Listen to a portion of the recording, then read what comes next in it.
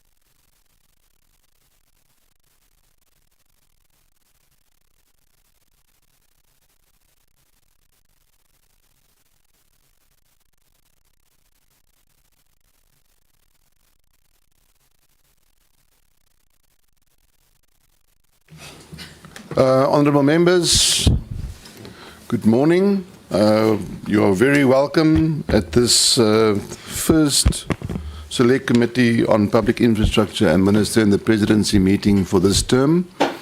Very short term, but jam-packed with a lot of meetings.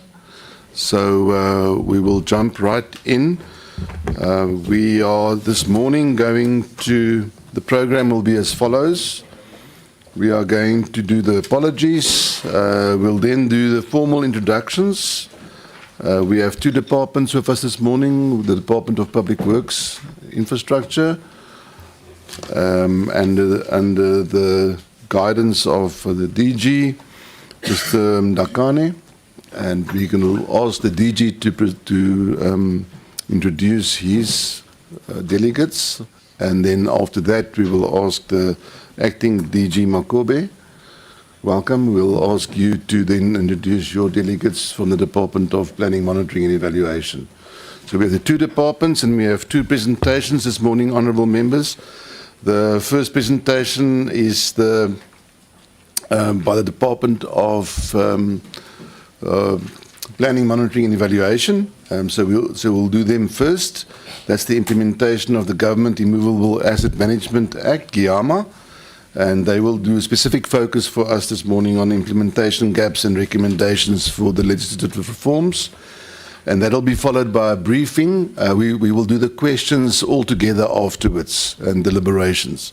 That'll be followed by a briefing of the Department of Public Works and Infrastructure on the progress of implementation plans developed to respond to the assessments undertaken of GIAMA by the DPME, Public Service Commission and the Auditor General of South Africa. And then thereafter we'll do deliberations. After that we will excuse the two departments because they have other important business to attend to, and then we will just stay behind and do a bit of homework with regards to previous minutes adoptions. And then we'll close the meeting. The two departments you will have, just so you know, the Department of Planning, Monitoring and Evaluation, your presentation is a bit shorter, so we'll give you 20 minutes. If you can please try and stick to the 20-minute timeline if possible. And then the Department of Public Works and Infrastructure, you will have 40 minutes for your presentation. And if everything goes well, we'll allow the members an hour and 10 minutes for deliberations and clarifications. Right, so are there any apologies? Mr. Ntulini. Thank you, Chairperson, and good morning, honorable members, colleagues, and the departments. We have received apologies. I will start with the members. We have received apologies from Honorable Muimang, the Chief Whip, Honorable Mabebo, and Honorable Makesini, Honorable Briette. She says she will join us later.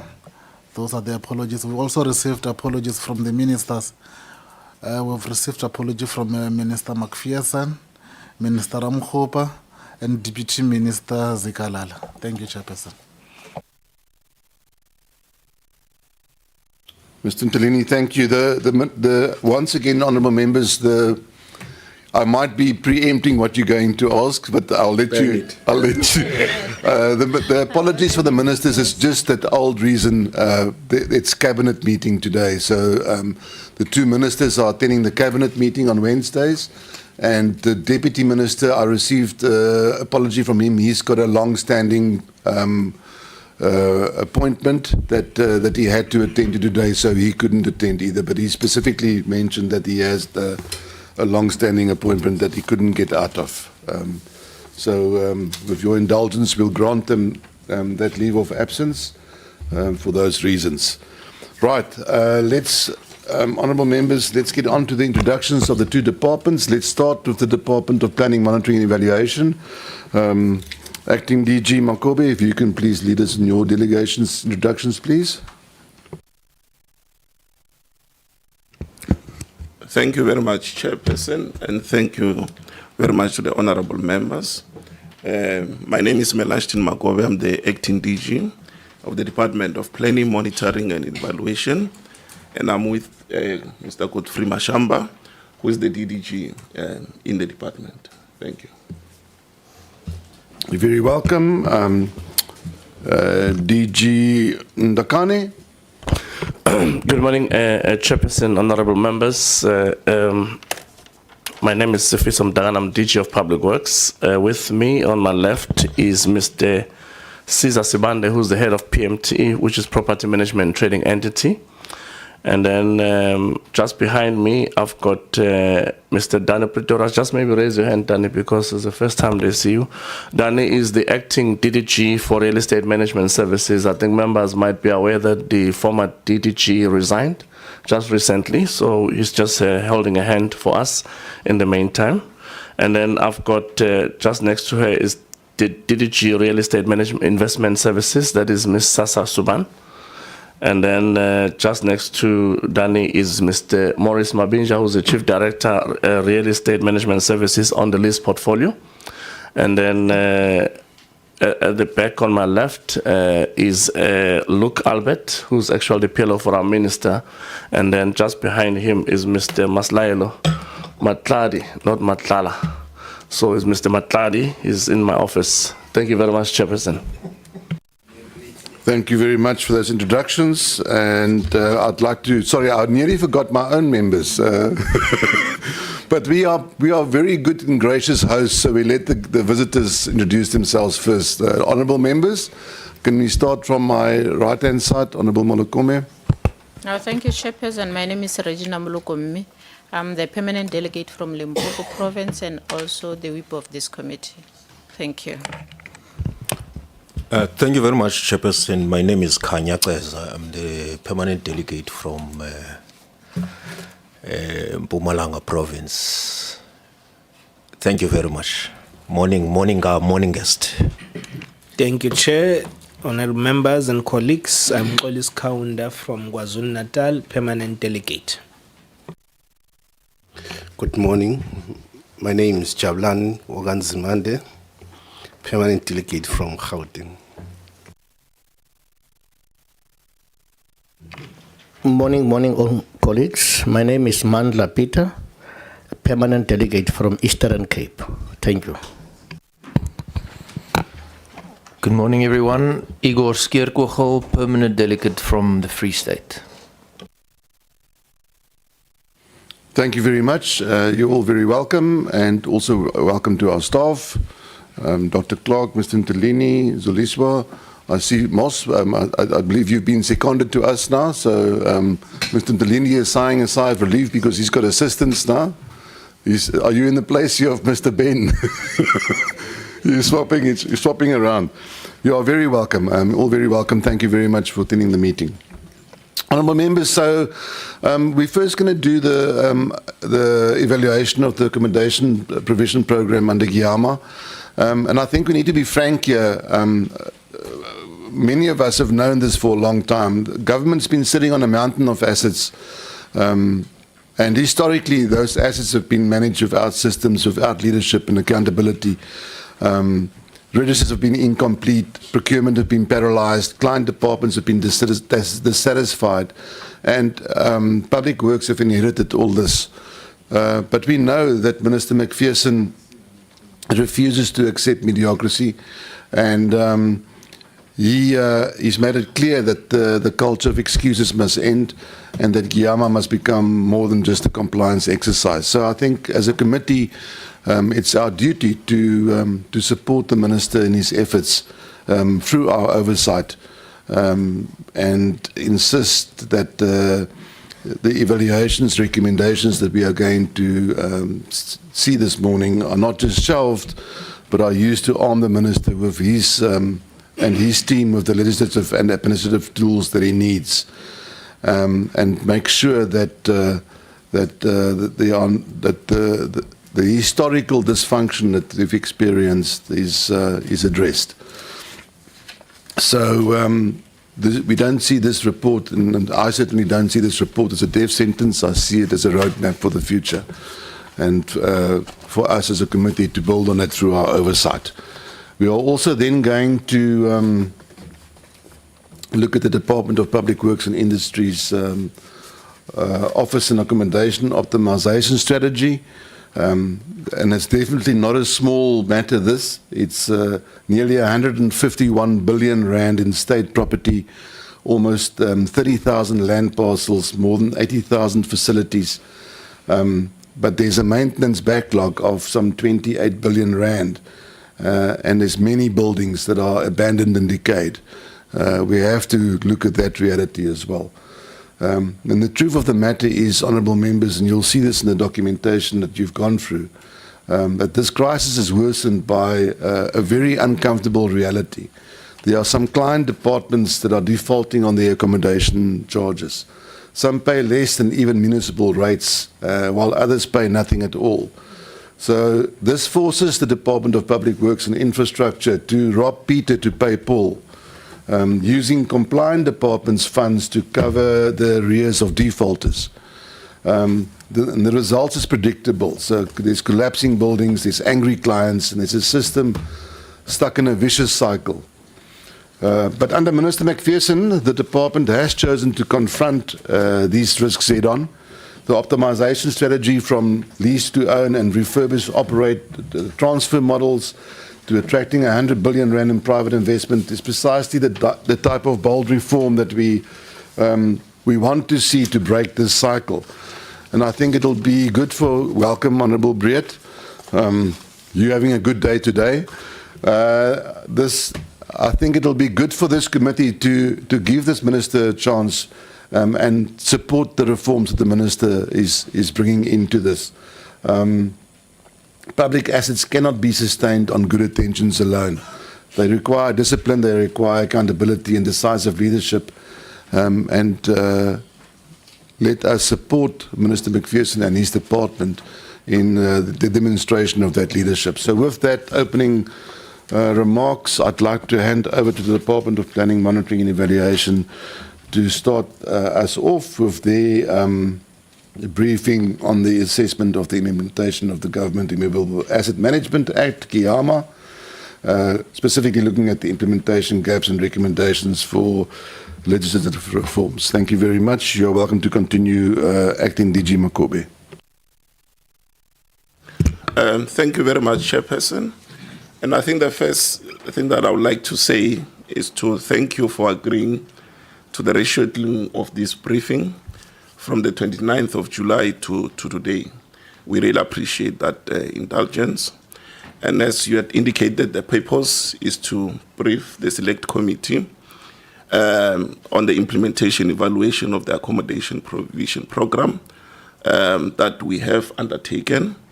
And this evaluation was jointly commissioned by our department, the National Treasury, and the Department of Public Works and Infrastructure, and it was completed in August 2021. It might seem like it is outdated if it's not accompanied by progress update by the DPWI. Although we have not received formal progress after we have finished the evaluation, we have a sense of the recent developments and the positive developments that are taking shape, and we quite appreciate that. But we still believe that this evaluation report remains a useful reference point for tracking positive changes. So Mr. Mashamba will then get into the details of the evaluations and the recommendations that we have made, taking into cognizance the fact that it remains useful going forward, although it was done a while back. Thank you. Thank you very much, Acting DG, and the Honorable Chair and members, and greetings to colleagues from government, the DPWI. The introduction sets the tone to what we are going to present. In the presentation, we give a little bit of background, but we want to spend more time on what we have been asked to do, which is sharing the findings and recommendations and their implications to what you summed as, Chair, the gaps, policy, legislative gaps, and what need to be done about it. We've supplied a series of documents, that is this set of slides presentation, accompanied by an annexure,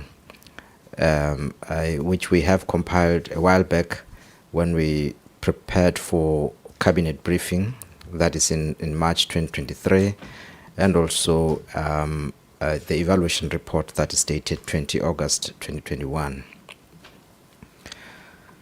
The DPWI, in its mandate, it has a mandate to provide suitable accommodation to support government operation and service delivery, guided by the GIAMA Act, which establishes a sound legal framework for managing immovable assets and maintaining immovable asset register. Not only this, but a number of legislative and policy documents that sets a very sound framework. In our assessment, we think it's a very sound framework which is tested, and although it requires to be updated from time to time to suit the context, it is sound and it has been there for quite a while. The evaluation that we are presenting here of accommodation provision program was prompted by concerns at that time, that is around 2018-2019. There were high levels of unhappiness amongst line departments, unsatisfactory service provision, and negative client feedback, but also the impact that government buildings has on the image of government per se. When buildings are not looking good, that impacts on the whole image of a government. So those were some of the concerns that were there. There have been challenges regarding planning for accommodation in terms of fitness for purpose and also responsiveness to client needs, and with regard to stakeholders, like for example custodians, users, and National Treasury, as well as the delivery mechanisms on the provision of state accommodation. There were attempts for turnaround that were done. At that time of the evaluation, it was saying over the past three decades that were unsuccessful. Honorable Chair, you have summed up in terms of the massive asset portfolio that we are talking about here. It occupies about 4.5% of the total country land space with some 30,000 estimate of land parcels, about 80,000 of facilities that in buildings that serve different purposes. I think the DPWI is able to articulate in terms of the categorization of these. And the evaluation, we call it an implementation evaluation. In the language of evaluation, that looks into, it's a deep dive that looks into whether what is supposed to be implemented is being implemented, whether the processes, implementation mechanisms are geared to achieve the objectives of the program. Analysis of what could be the stumbling blocks, analysis of what is working well and why those things are working well, stumbling blocks, why they are not working well, and also corrective measures as recommendations. So the scope itself covered the data reference period of 2013-14 to 2017-18 financial years. That was done in order to look into a number of years, to look at the trends in terms of, so most of these findings that we're presenting here would be reflecting the status then, including also the surveys that were done to collect information. The users at the time and the property management trading entity as an implementer, and also those departments or government entities that were looking for, disgruntled ones who were looking for alternative accommodation. The evaluation was completed in 2021. Then there were engagements.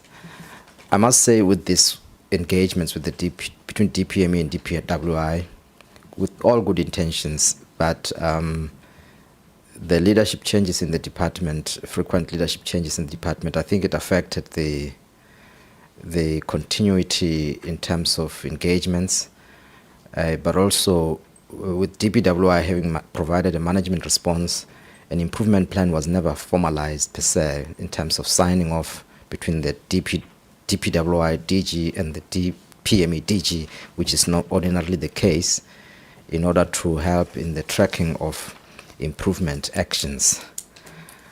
Relevant clusters were briefed, including the work that we did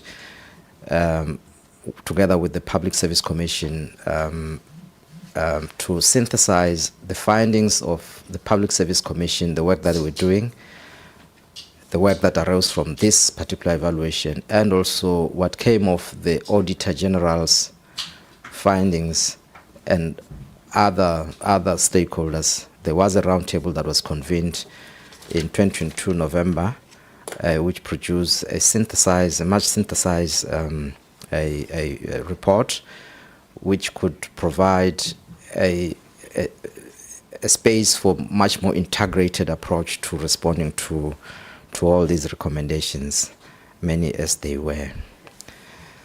In terms of the methodology, we applied an evaluation criteria that we borrow from the OECD Development Assistance Group, which looks into the relevance, whether the strategic importance of the program itself and its alignment with the needs of the client, effectiveness, whether these are concepts that explain the implementation evaluation. To what extent is the accommodation provision meeting its goals and compliance monitoring, the cost effectiveness, the efficiency, the impact, and also sustainability. And then we did a number of method approach, wherein there was literature, a whole document review of reports and things like that, but also focus group interviews at the head office of PMTE and 11 regional offices at the time, and stakeholder interviews covering 21 user departments who were surveyed. We also did a study of benchmarking of countries, that is the UK, Canada, Australia, the Queensland, Australia, and Botswana.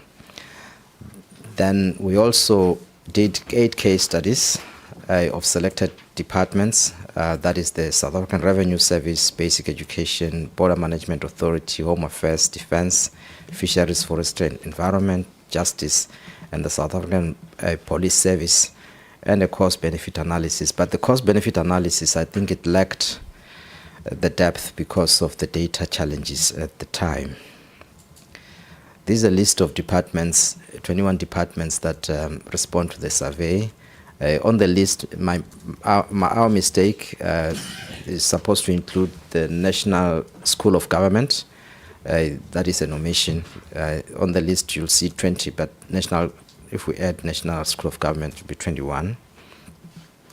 And there's important lessons that we picked up from the benchmarking.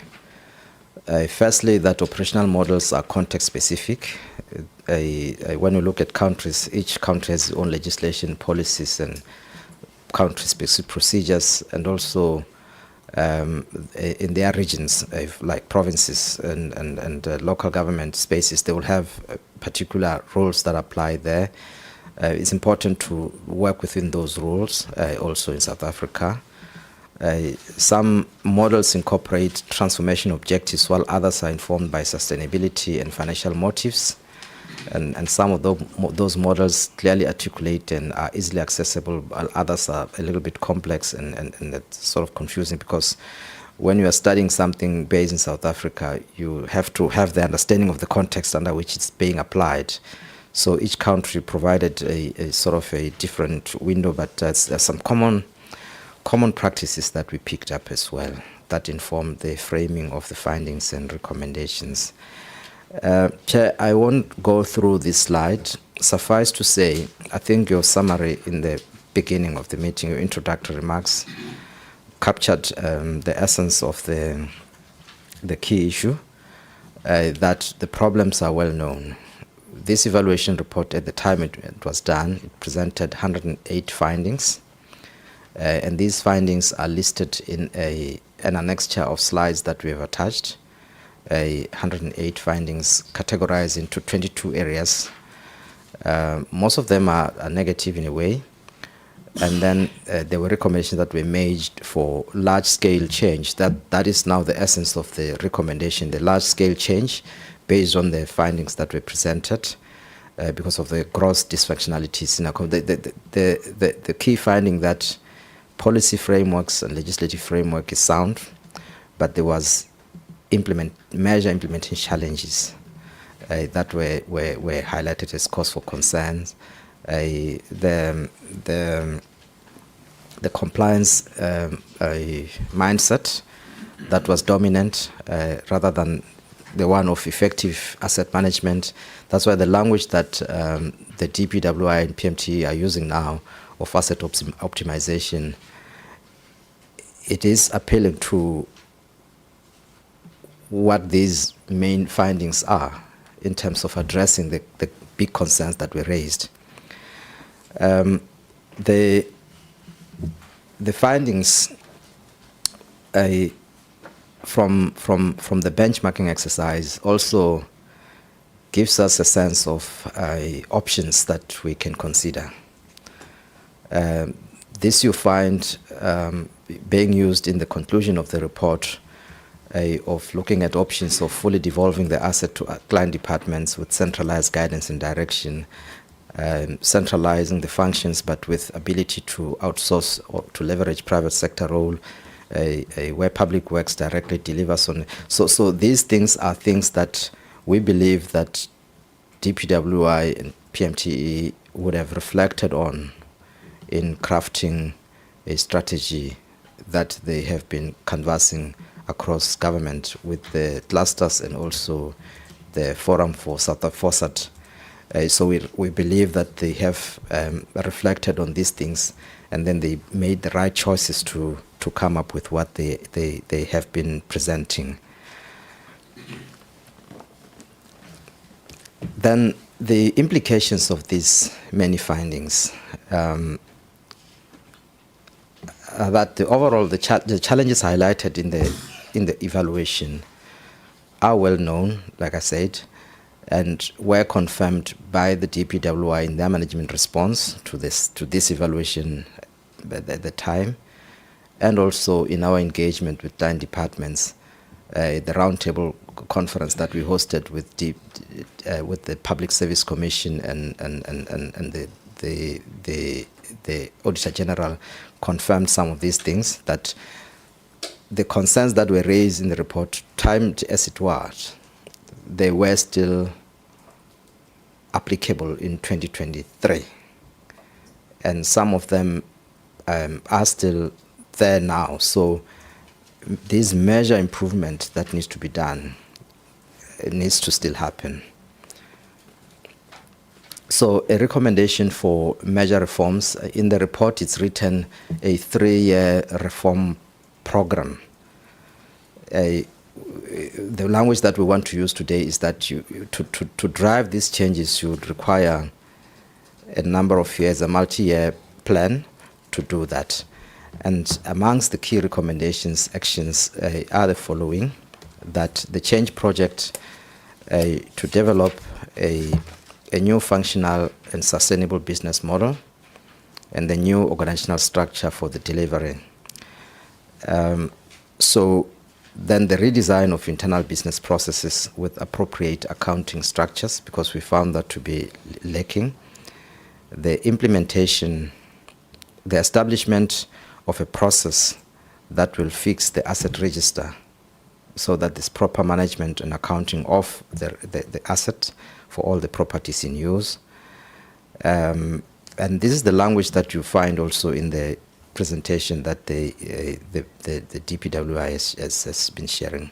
The reforms to the procurement strategy, which then ask questions about the support and the enabling work that the Treasury regulations and the PFMA and all the procurement consideration should come into this place, and then play an enabling role for to implement the improvement. Several measures that are needed to strengthen service delivery to the user department, like establishing a dispute resolution mechanism, a devolving of certain activities where it's appropriate, and also the disposal of non-performing assets. At the time, the evaluation proposed some 30 quick wins, which I don't think we'll go through now, but the points that we have just made, these 6 points that we've made here, are the essence of things that require a look into the constraints that are there in the policy legislative space, if they are, but importantly, the implementation aspects of it, in terms of how geared are the institutions that are supposed to implement to actually effectively implement that. I have already touched on the content of this slide. Suffice to say that on the 21st of August, the GSKIT cluster, that is the governance cluster of DGs, was presented with a progress report on functional accommodation. And from the assessment of the DPME, we think that our view is that the strategy that they are proposing, and for the fact that it's being workshopped with all the DGs, both at the GSKID and also at FOSAT, is an important step to facilitate the system-wide support that's required from the rest of the departments, but also to assist in tracking the improvements on a commonly adopted improvement plan. This item was decided that it will be a standing item on the GSKID monthly meetings, and the department accepted that, and it's a useful approach on the side of government to allow a much more coordinated approach to this issue. Then the recommendations we're presenting today here is that for the committee to note the evaluation, but also to note this resolution of the GSKID cluster, that there is a level of coordinated effort an appreciation of the enormity of the tasks that need to be done from the DG cluster. Hence, they made it a standing item in their monthly meeting. But also, because we did not know that DPWI will be here, that we strongly recommend that DPW presents a progress update relating to how these recommendations are being addressed. But over and above this, we would also I think that the leg of the Treasury may need to be, the committee may need to look at it to say what are the enabling conditions that need to be set from the Treasury side to implement what is being proposed. Thank you. Thank you very much. Acting DG, have you got anything to add? No, we covered. Thank you very much. DG Ndakane, Department of Public Works and Infrastructure, your turn. Thank you very much. Thank you very much, Chairperson, and again, thank you very much, honorable members. Maybe to start off by saying that the progress report was actually presented in DPW in their executive structure, and also it was also presented in a meeting between Public Service Commission ourselves, and it was also presented in FOSAT. And I think I like the fact that, and maybe to confirm what DDG Mashamba was saying, that Public Works now remains a permanent feature going forward to FOSAT due to the bigger issues that we are actually dealing with, that we are struggling to really find each other across all departments. And then recently, at the Cluster for Governance, State Capacity and Institutional Development, we also presented the same. And today, we are presenting it to yourselves as the Select Committee on Infrastructure and Parliament. And I noted that in terms of the survey that was done, I'm not sure, maybe it was just a mistake, but I think our bigger clients, that makes, let's say, over 65% of our work in terms of budget, it's those that were not surveyed. Maybe DG will understand that those are small clients that you've surveyed. So the big clients is defense that we discuss, and the big client is SAPS, the big client is correctional services. Safe to say, Chair, that in June 30 June 2025, I was summoned by the South African Human Rights Commission. Sadly, that I was sitting in the center. The National Commissioner of Correctional Services was on my left, and the National Commissioner of Police was on my right. I was like in a court of law for not really dealing with the responses based on the complaints that are raised, citing the various issues. I just want to indicate that as a department chair, we are really, as you said, our minister is really helping us to move with speed in terms of what we are doing. And I just want to also confirm to the members, maybe as Mrs. Band will do the presentation in my opening remarks, to say that we are amending GIAMA as a whole, and after the amendment, we shall develop regulations.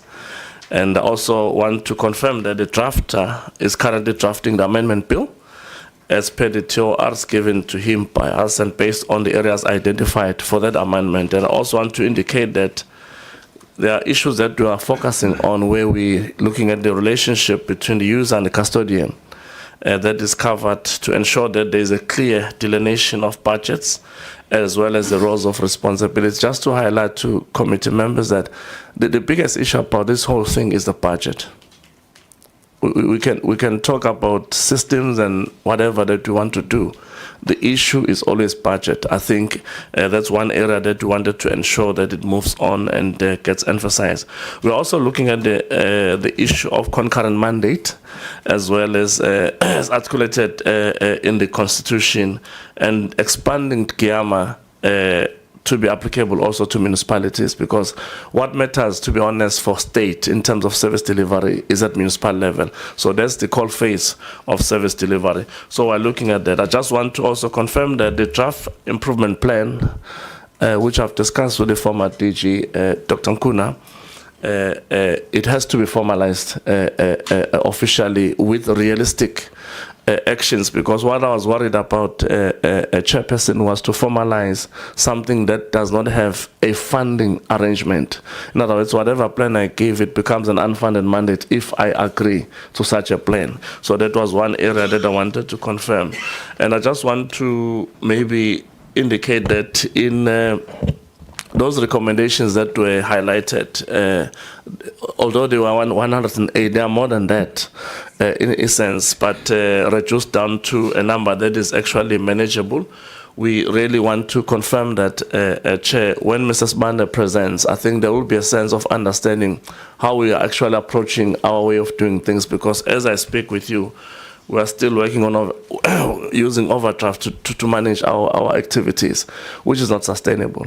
And I believe that the members might be aware also that we had once joint committees for both correctional services and also joint committees for defense, where we ourselves, all of us, have committed to go and meet Treasury together. Just to say, today, this afternoon at 4, our minister will be meeting the Minister of Finance around some of these issues, especially as it comes to our sustainability.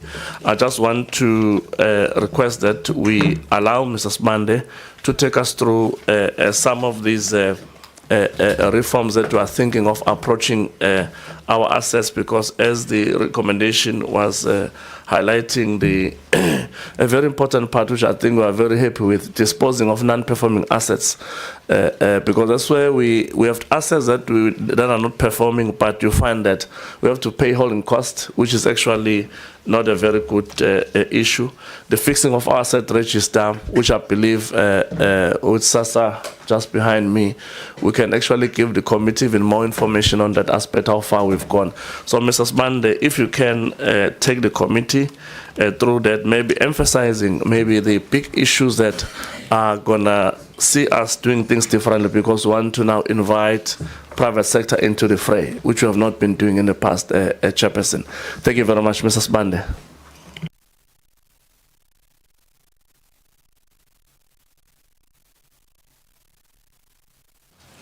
Chair,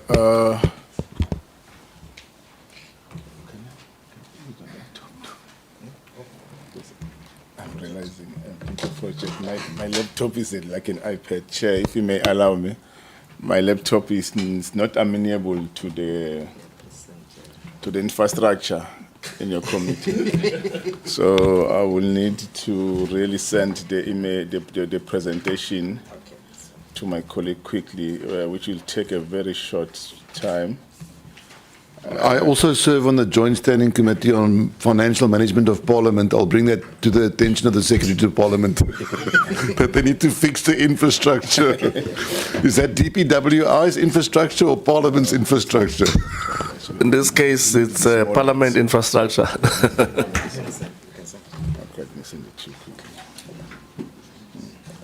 Whilst we are sending, Chair, perhaps one will take this opportunity to perhaps give a bit of a background. As per the introduction done by the Director General, I think, Chair, in your own opening, you did mention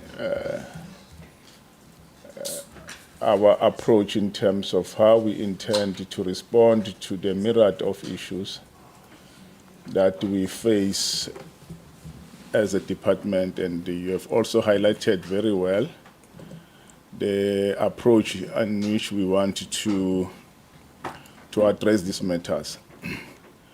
I have, Chair, listened to your opening, and you were correct to say we hold significant amount of assets, which one will present today and give more clarity in terms of what is the value of those assets and what do we intend to, and how do those assets respond to the bigger challenges that we are faced with in our endeavor to turn around the current situation. And also, Chair, we will also speak about our plans to address the number of challenges that we faced in our functional accommodation, because there are two areas that we want to address this, Chair. The first one is that we want to make sure that we create a sustainable environment for us to operate. As the DG have said, that we do have our challenges in terms of the infrastructure that is decaying and requires high capital intensive. And also we will also speak about what we are proposing as our approach to Treasury, because some of the issues that we are faced with reside in the manner in which our model as Public Works PMTE is structured. And that model in itself, Chair, requires us to really consider a shift in terms of the focus, which we might say is a paradigm shift, because we are a cost recovering department, and so far we have a lot of debts that we carry over the period of time that is owed to us by the various departments. And those debts are making it difficult for us to sustain the model itself. Are you in it?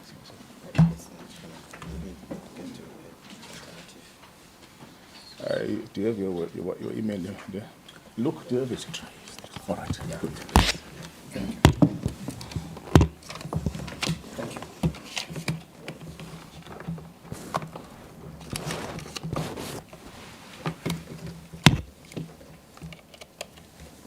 The latest one. Here we go.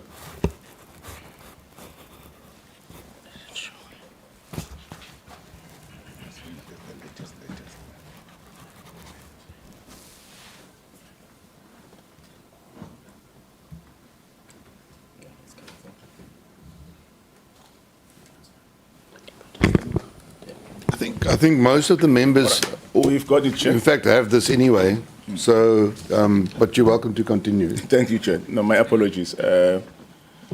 Chair, as I've said, let me go straight now to the issues. We lost it again. What's happening? Yeah, as we go straight to the issues, I will go straight to the.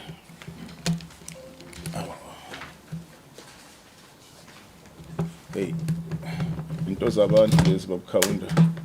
As noma sesiyabhulwa yini la ekhaya. Awangeke phela sesebenza kangaka. Let me try yours, look.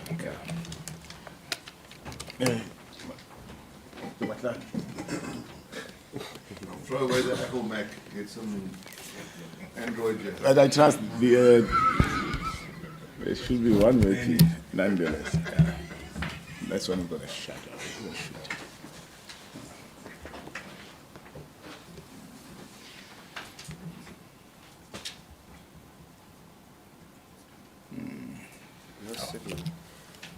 I don't know why. Is that not maybe the exact where you're sitting? That the problem is with the infrastructure where you're sitting. Maybe it's try because there wasn't an issue with your presentation. So maybe it's just the jack. Which cable was used, Chair? He was using the same, but have you not received it? Yeah, I've received it now. Okay, please bring your laptop. Yeah, it looks like it's your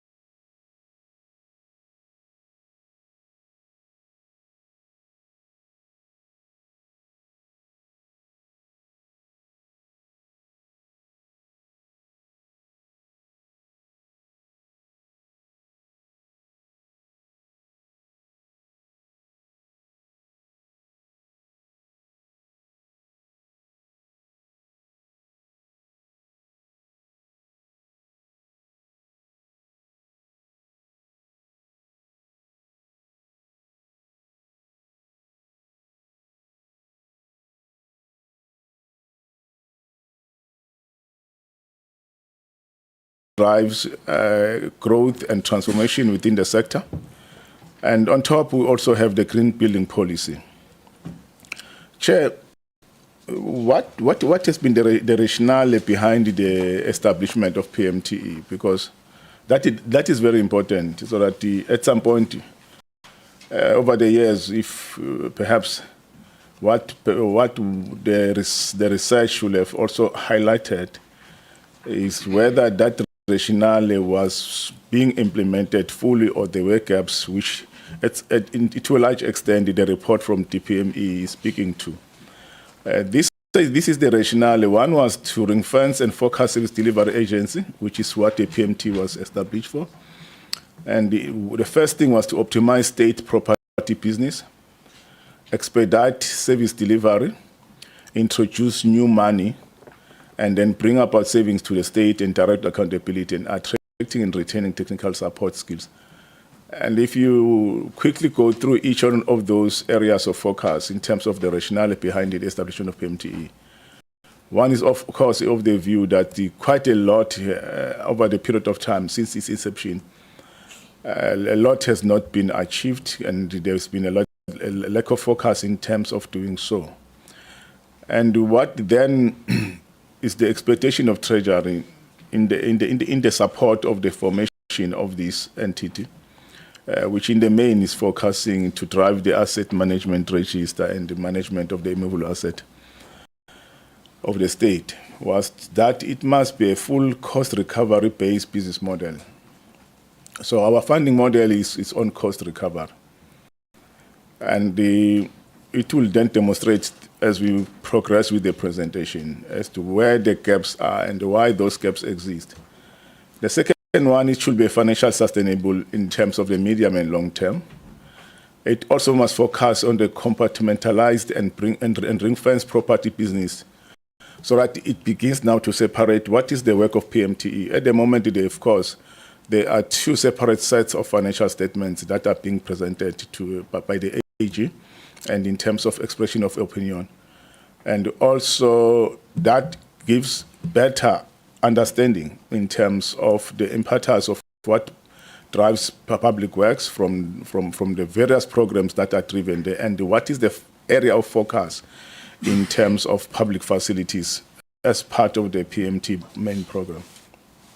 Also, the application of business-like principles in terms of the acquisition, usage, and the disposal of removable assets. And that has been the challenge, Chair, if I may say. I will explain why. Chair, from 2006 to 2024, we have seen a significant decline or decrease in the funding of PMTE, which we deemed as an inadequately funded mandate. Just to take it at a high level, because we've got a huge presentation around this issue that we normally do with the CFO. If you look at our current financial situation in the last, I would say, 10 years or so, as much as our specialized assets in the main focus on police stations, prison, courts, defense facilities, and the state of those facilities as is now requires urgent intervention. As the DG have said, we were called in the Northwest to respond on those issues, and the focus were on police. The focus was also on the correctional services. For some reasons, defense was not part, but these are the big clients that the DG is referring to. And these are the major, they contribute almost 80% of the total facility portfolio of the state in terms of the documentation and the quantum. So what then, what does that mean if you look into that particular focus area in particular? You've got a dual function. You've got the state leases, and you also have your private leases. That is what we offer these functional departments. Out of that, we only receive 4.7 billion from client department, and that is averaged at 23 rand per square meter from state facilities. However, if you go to private facilities, and that is what we need to clarify this so that people understand the model. When you look at private facilities, the client departments are prepared to pay, on average, 110 rands per square meter. Then you can easily see the difference of how much money we receive from state facilities as compared to what we pay for private leases. And then that will tell you that if you receive 23 rands, and that amount of money, the rates alone is 1.8 billion from the 4.7 billion. So almost half of that is gone to rates. We are remained with half, which means that, and you also need to consider depreciation. Although it's a non-cash transaction, but it should be catered for, because when you define a going concern or a sustainable entity, you have to take depreciation into account. And then if you look at your day-to-day maintenance is 2.2 billion, then you don't have enough fund for the capitalization of those assets. So you have 56,400 occupied government facilities, and that consists within that portfolio. For example, correctional service have got 12,000, and they are only, at that time when we did the study, they were only paying 14 rand per square meter. And what they do is the only accommodation charges around 700 million rand versus the 2.4 billion that we require from Treasury. Overall, per annum, we've got a shortfall, budgetary shortfall of around 8 billion rand here. And that's a fact. If you're really going to run this as a business, as I've said, there's a rationale behind when this was established. It was supposed to be run like a business-like model. But the funding does not define that. The funding defines something else. Because if you're going to run it like a business model, it means that it must be charged at cost. So the cost of running this business is very, the charge is far below the cost. If you look at the conditions of our buildings across, you've got 44,000 buildings that are fair. To be fair is very subjective, but fair to us is that it is habitable. It's not good, but you've got very few buildings that are excellent in the total portfolio that we have, which is around less than 1,000 buildings, where we can say this is our flagship project, buildings. The major issue why we have this situation, I think I took wrong glasses. My lad, can you get me the other glasses? This one are the long range one.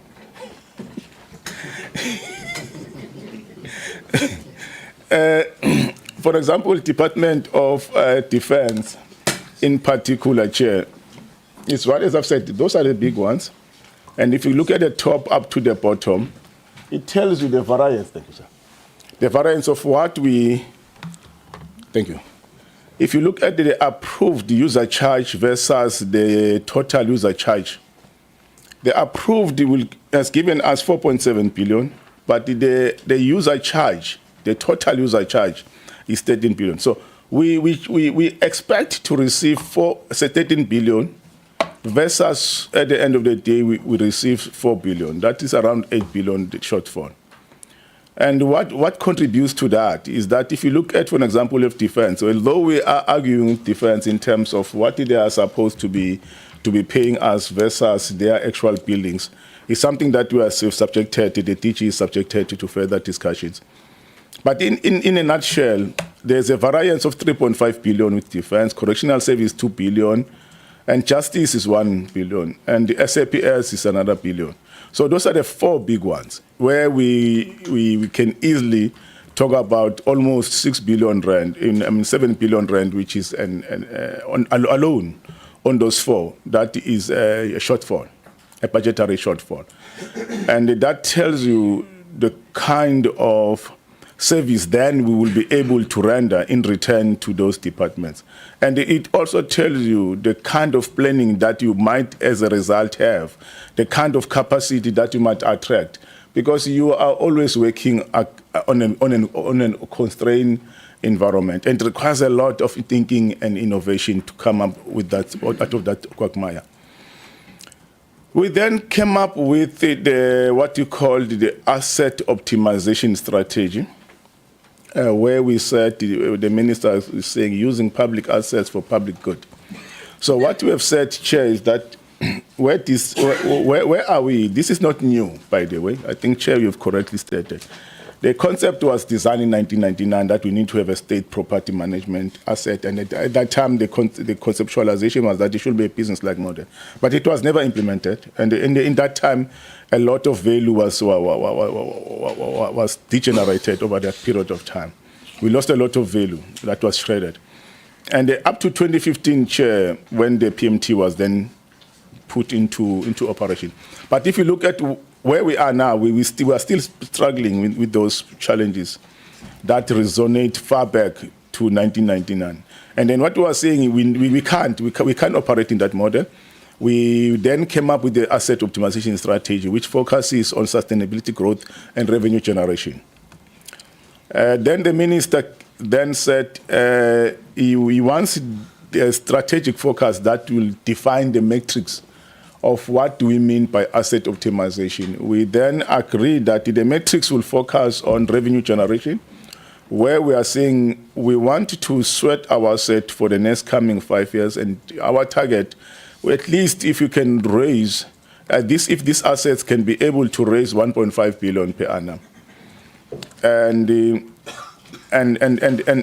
that is what we wanted to arrive at given the size of the portfolio and comparing with some of these asset managers that we have in the country and the other property entities that we have, whether it's a REITs, those who are listed and not. But if you look at what we are capable of, that is the ambition that we want to also look at.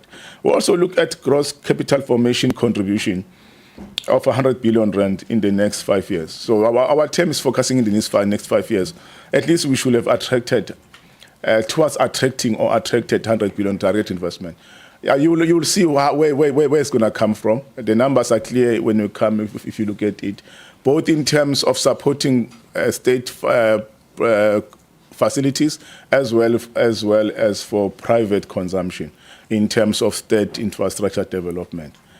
Then the last one, of course, will be towards the creation of jobs. So when we look at any proposal or any forecast going forward, those are the three metrics that will define what is asset optimization. The strategic goals, of course, is to attract private sector investment. We are looking at 100 billion rand in the portfolio, and we want to unlock value creation and reposition PMTE as an implementing agent of choice, whether it remains PMT or in another way, or also to develop models which include comprehensive lifecycle maintenance solution as part of the development proposal to ensure sustainability of the asset condition and performance of state facilities, provide new model that seeks long-term sustainable portfolio. We are looking at a new model. At the moment, we've got this thing called 911, which is the max lease that we always allocate. And we are saying now we will be moving from 20 to 25 years for office accommodation, but those are not the current model of leases that we're working on. We are looking at the private sector partnership in form of the PPP that I will talk to after the second slide. And we're also looking at long-term lease that we have never done as government, around the 99-year lease. Those are the new leases that you can easily give confidence in the private sector to come and invest in our space. The size of our portfolios, which, as I've said, is very big, and we have not done much, as the chair said, in terms of setting that assets for the benefit of generations to come and for the benefit of the people, of the nation. We have got almost more than 29,000 land parcels. I think my colleagues from DPME have outlined that. We've got approximately around 4.7 million hectares of land. We've got out of that, 54% of that comprises facilities for specific department service delivery, such as prisons, police stations, courts. 39%, which is 35,000, are research structures, while 7% are offices. You can see offices are a small portion, and that is where a lot of challenges I've come across. There are on people being comfortable in offices, and very much focus has been into offices. That is why We will always run around looking for better offices, but we've got little run around for functional facilities like police stations and so forth. So the focus should also look into how do you balance the functional accommodation as a priority as much as the office accommodation is also key. So the total value of our asset is around 150 billion rand in total, although the figures will change year in, year out, but it's on average is around that. And it's a good portfolio, it's a huge portfolio. What we have then done, Chair, to respond to the issues that has been raised by DPME and a number of agencies, is to say we are proposing a new business model. Because to address one specific issue without looking at an overarching strategy to address the challenges, because these challenges are structural and inherent. And therefore, you will need a strategy which then defines the solution over a long term. As my colleague from DPME is saying, it can't be overnight.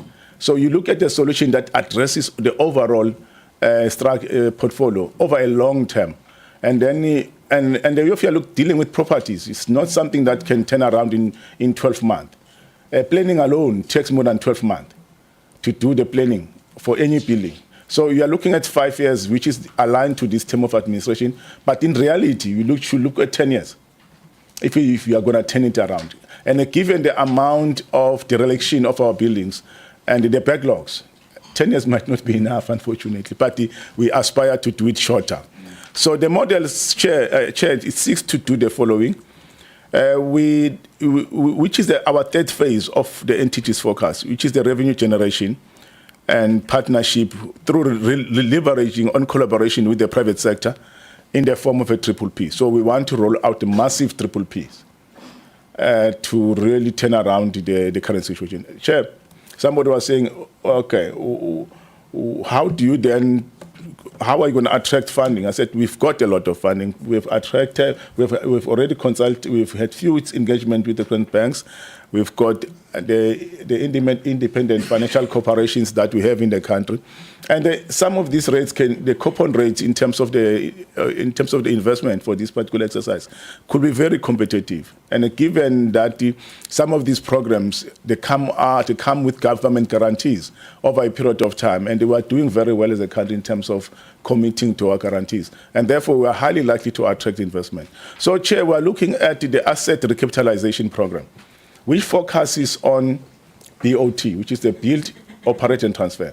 Currently, I've got 2 mandates, instructions from SAPS to build the regional SAPS in Cape Town and the Forensic Science Lab in Durban. Those instructions are very clear. And what does it mean? We are building from greenfield, from scratch. And we'll be advertising in the next 2 months to call for expression of interest from the private sector to say this is an opportunity. We want you to enter into a triple P, come and invest. These ones, Chair, given the size of the infrastructure and the scope of the project, we're looking at a 20-25 year partnership in terms of the lease. The lease comes with total facility management as well, so that the facility is maintained over that period of a triple P, over a period of 20-25 years. So government does not need to front load capital. That money will come from the private sector. The only thing that you need to do, we will look at the amortization of the asset over a period of time. So it spread your risk, it spread your capital over a period of time, and it relieves strain from the government in terms of coming up, because these 2 projects alone chase 3 billion rand. So if government can spend on 2 projects 3 billion rand when we've got a backlogs on maintenance on courts and other functional and police stations, it puts a lot of pressure on the state. So that is why we are opting for a triple P, because we want the state to maintain and continue to maintain those functional accommodation like police stations, courts, where we can do it internally. We're looking at ROT. ROT is the rebuild, operate, and transfer.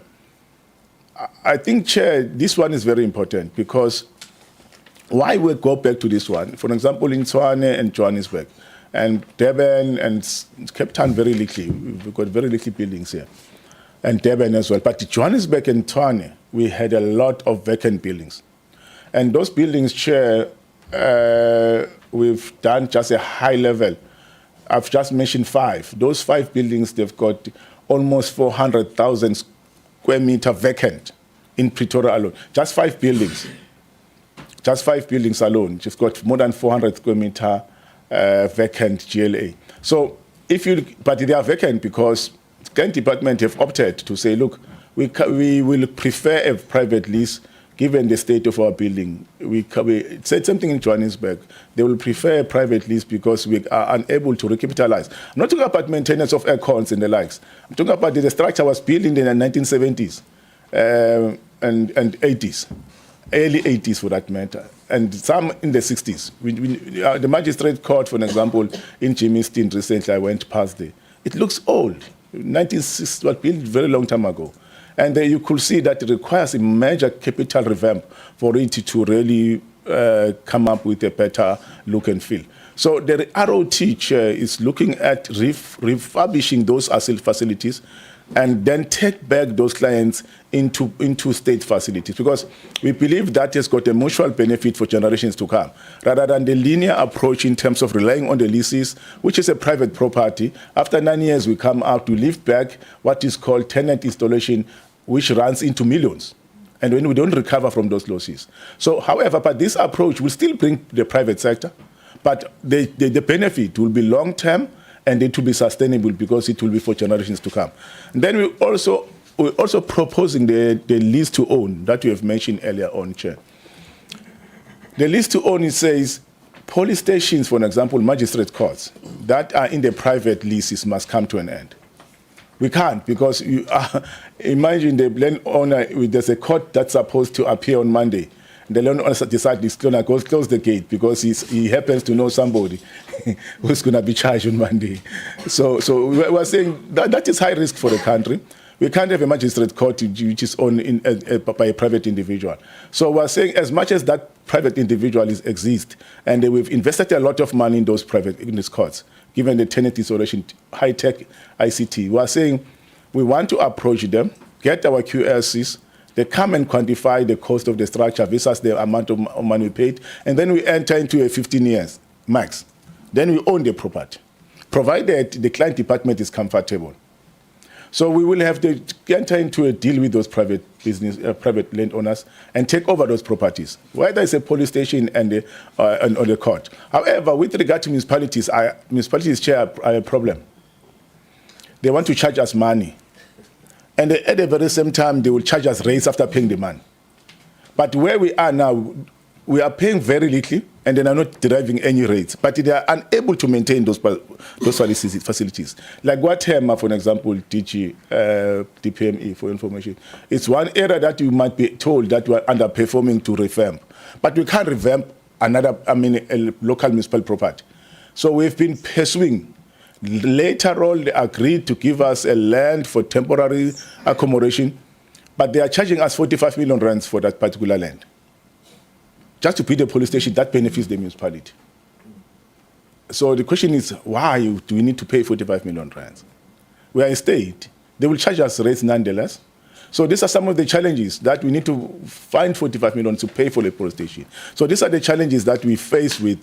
And that issue, had the municipality come on board at a time long ago, this issue should have been resolved, because it puts us in a very difficult situation. Now there's a presentation, I think it's going to the minister to agree on that amount, because we're under pressure to fix that police station. But if you look at the lease to own, it comes with those challenges at the municipal level that we are faced with. The other chair, we're looking at asset management as a strategy to say we need to look at a private company to manage our asset. More than that, to raise equity, because we want to participate directly into the business. This is business.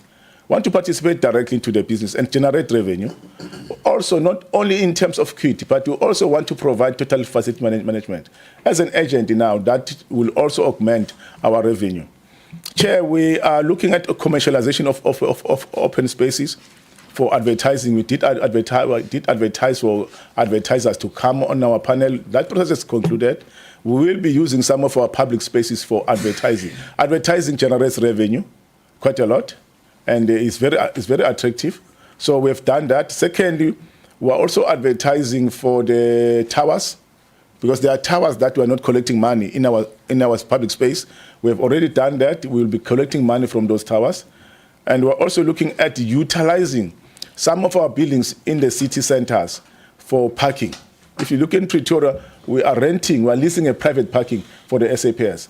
Unfortunately, Chair, which is also indictment to say, at some point the landlord locked the gate for the SAPS could not remove their cars because the municipality we missed the date of payment, which is very difficult because we're working with an ICT system, and that we say it's a huge portfolio, and the landlord decided to close the gate.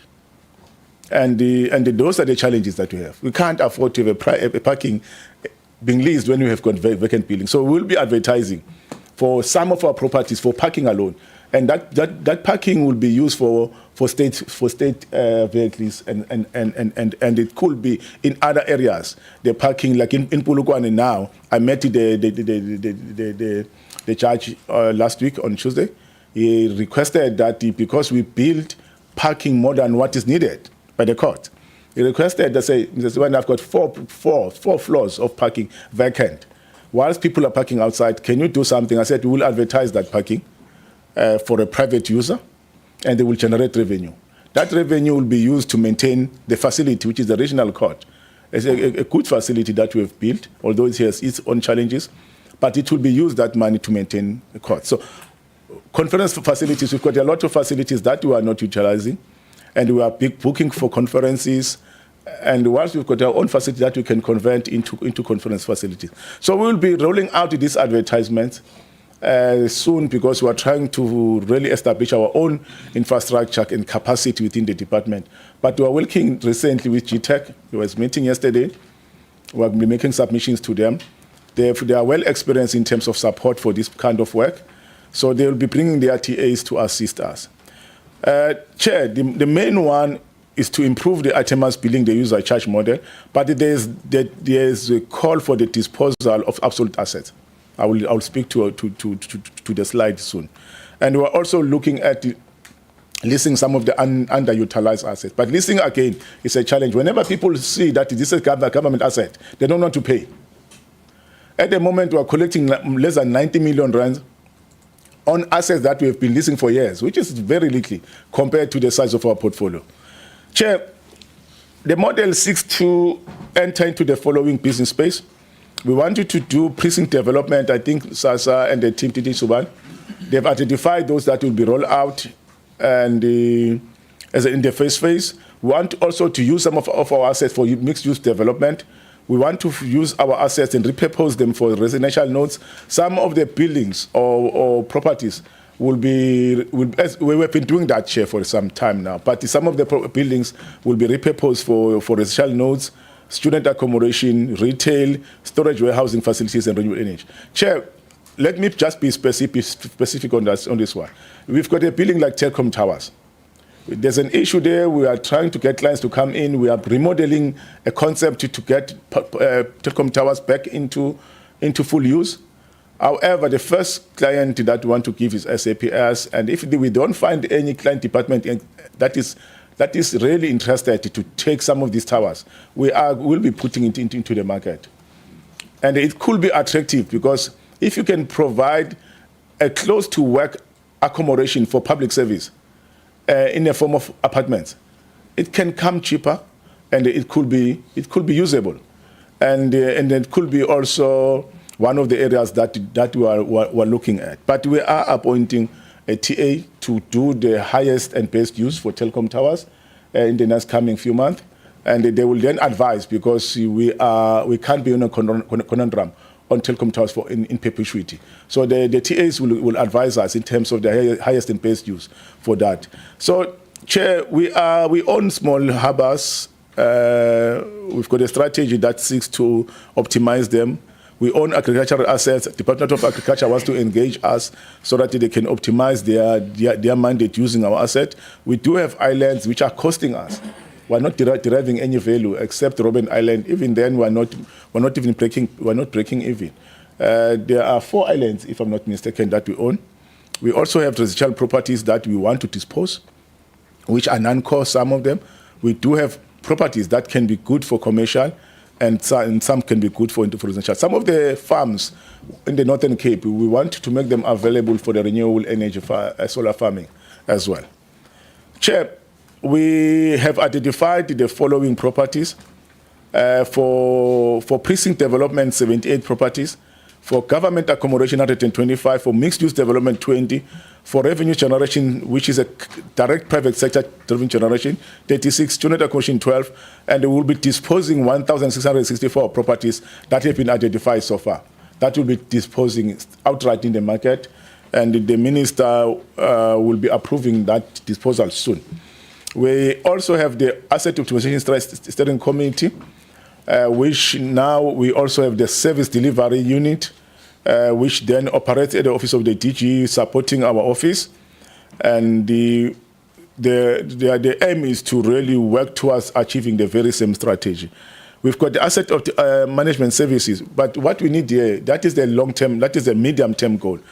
Chair, if you really want to be efficient in the space, we really need to move towards a business functioning like model kind of an entity where we are able to be responsive and be agile. At the moment, working with PFMA and within the bureaucratic process, you can't make a deal of R1 billion within those bureaucratic processes. We need to be honest with each other, because private sector has no time for the bureaucratic processes of a routine of 11 signatures that takes a month. That won't be good for business, and it won't be sustainable. So the minister is very clear that we need to have is proposing as part of the GIAMA revision, as well as the timelines, that we need to move towards a fully fledged property management entity. Chair, the minister has also started a journey towards meeting municipalities, and with ETEG we signed an MOU where we'll be holding the asset optimization strategy, asset property investment conference soon, where he will be also signing the MOU with various stakeholders, including municipalities and provinces. And we have also advertised the 31 properties as part of our first phase. There was an extension when the first process was closed, and it closed on the 30th of April. The team is finalizing that particular issue. The lease to own is well explained. I think I've explained it previously. The refurbish, build, operate, transfer is there. It's explained in details. And then areas of intervention, we will be conducting a client satisfaction survey as well, assisted by Public Service Commission. That was the recommendation of GSIT, that we need to do that. We will be undertaking that. We have requested departments to submit their priority needs in terms of this particular strategy. We set for the 30th of September. However, when we presented with the DG at the FOSAT on Monday, there is a request that that date should be extended. The DG will be issuing letters. The date is the 30th of November. Because, Chair, let me explain this, very important. Public Works cannot do anything without an instruction of a department. We cannot even conduct or do a maintenance without getting an instruction from a client. We cannot enter into a PPP program without being instructed by a client department. We cannot refurbish a building without being instructed by a client department to say they are interested to go into that building. We are currently making all these avenues available for client departments to take a determination and an option. To say Public Works, we are interested, because the devolution, as many people want devolution, it's also a problem for us, because it makes Public Works weak. We are not negotiating from a position of strength, because who pays calls the piper. In this case, departments pays, and they will only respond to their needs. That is why some of the challenges that we've seen in the construction in the main were as a result of that devolution of funding. So we will work once departments say, we want to move this number of police stations to LOT, or LTO, or we want to move these regional buildings from a lease to a POT. Can Public Works identify the land? Can we move this particular office into a proposed precinct? We can only work on that basis, Chair. The assumption is that Public Works has got a de facto power over departments. It's a myth. We respond on their instruction. It's called a PI. The power of the PI. It's a procurement instruction. So once we get the procurement instruction, that is where we respond.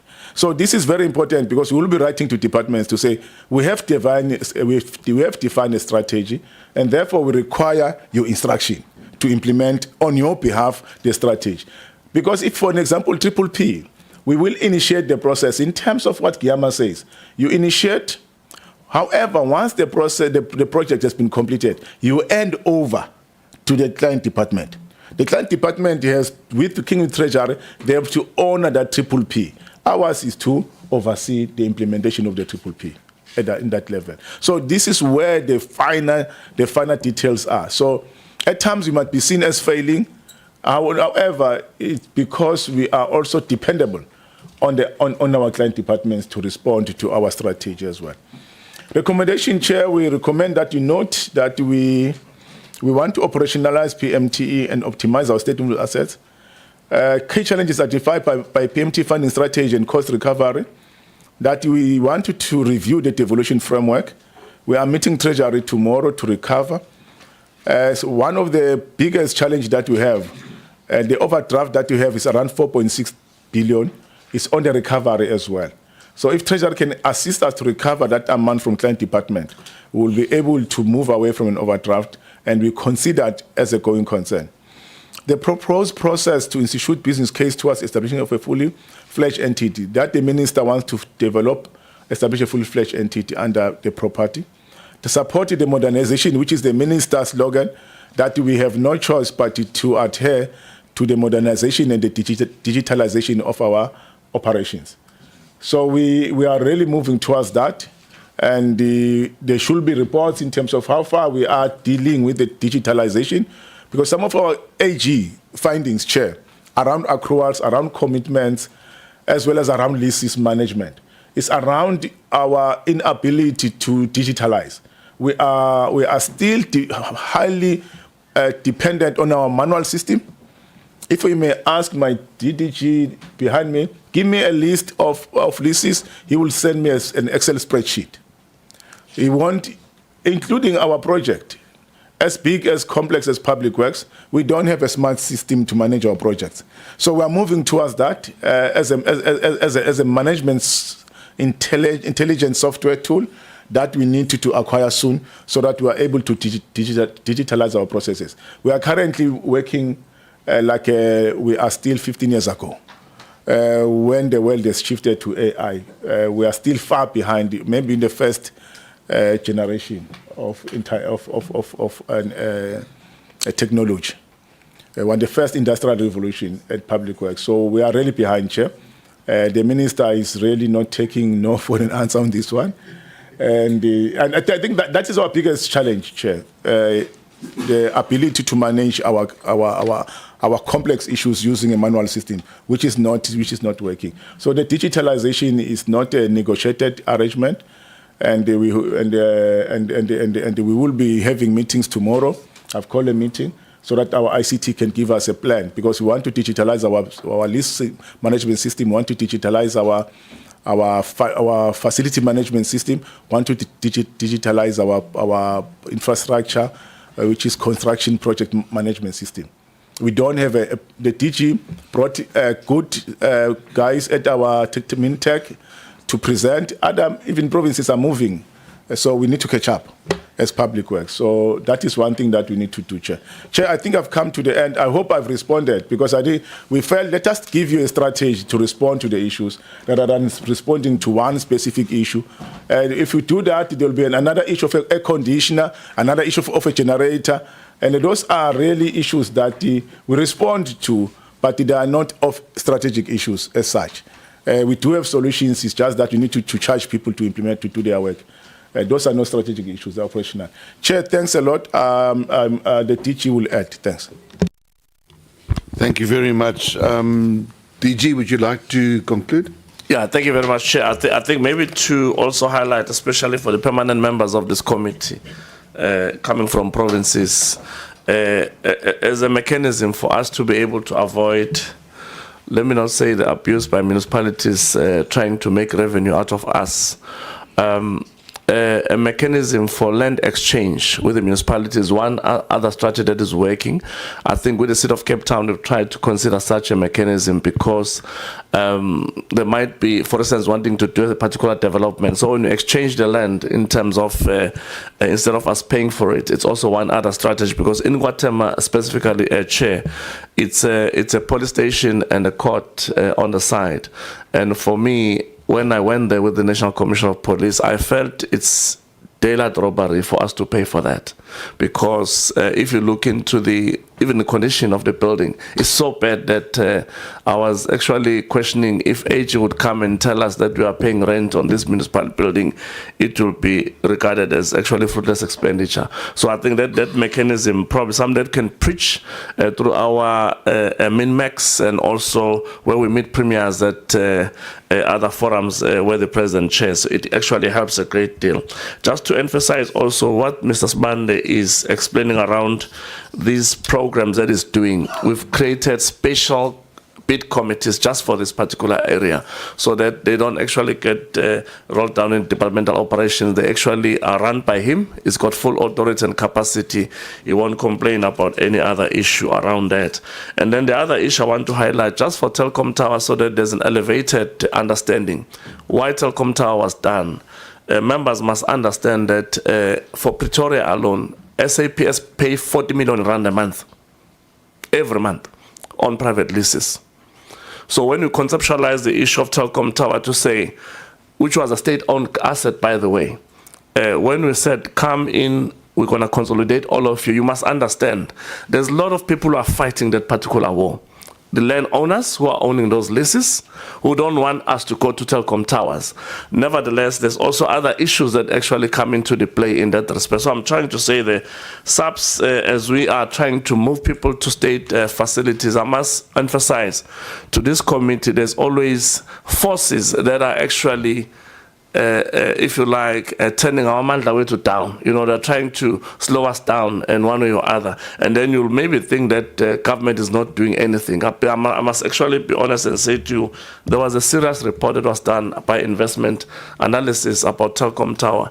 Beautiful building, excellent. I mean, I've never seen a building with a shower. You know, where a minister would sit and there's a shower, he can rest a bit when he's actually thinking of doing work. That's how good that asset was. But I'm trying to say that these are the type of assets we have that we need to sort of reimagine in respect of what Mrs. Bande is saying. Maybe the other issue I want to also emphasize, with the asset that we are not going to be utilizing, we're not only just going to dispose for the sake of disposing. What we are doing, Chair, we are considering municipalities first as a first point of call, and even departments to say, look, we've got these properties, like, for instance, in Melmort, we might say to the municipality, I'll make an example of Kambatin, it's in Kampadam, KZN. The municipality wanted to build, if you like, their traffic unit, because they've got what you call their officers in park homes. So we were very amenable to give them those houses next to that particular area for them to then develop their own municipal sort of for the traffic police. So those are things we do. But at the end of the day, where we've got land parcels that are in between houses, etc., we're going to be disposing those ones as far as possible. And also in respect of some of the leases that we have with people who've been sitting there, we're going to consider the first right of refusal in some instances where it's going to be beneficial for the state. And then just the last one I want to emphasize, maybe the committee might have done so or they might have not done so. There's a precinct that we actually have developed called Salvacop. And I always say this to SASA, that this is a flagship. That's where the first client that we have there, we're going to still have another additional 6, hopefully. That's where State SA is sitting currently. You'll go there, you'll think you are in New York, but you're in Pretoria, right opposite a prison called Hoshimampuru. So we've got that precinct developed. both from the aspect of bulk services, meaning that we've already developed the sewage system to be connected to the municipality. We've also developed and upgraded the electrical supply service to the area, and also the water. The only issue that we might be challenged there is the issue of those informal settlements just around there, which is one area that we are actually managing. So I'm trying to say these small or big prisons that we are developing, not only in big cities, we're also considering more around the rural areas where we can say if we consolidate, it's cheaper for us to do that. So I just wanted to add that to the committee members. Thank you very much, Chair.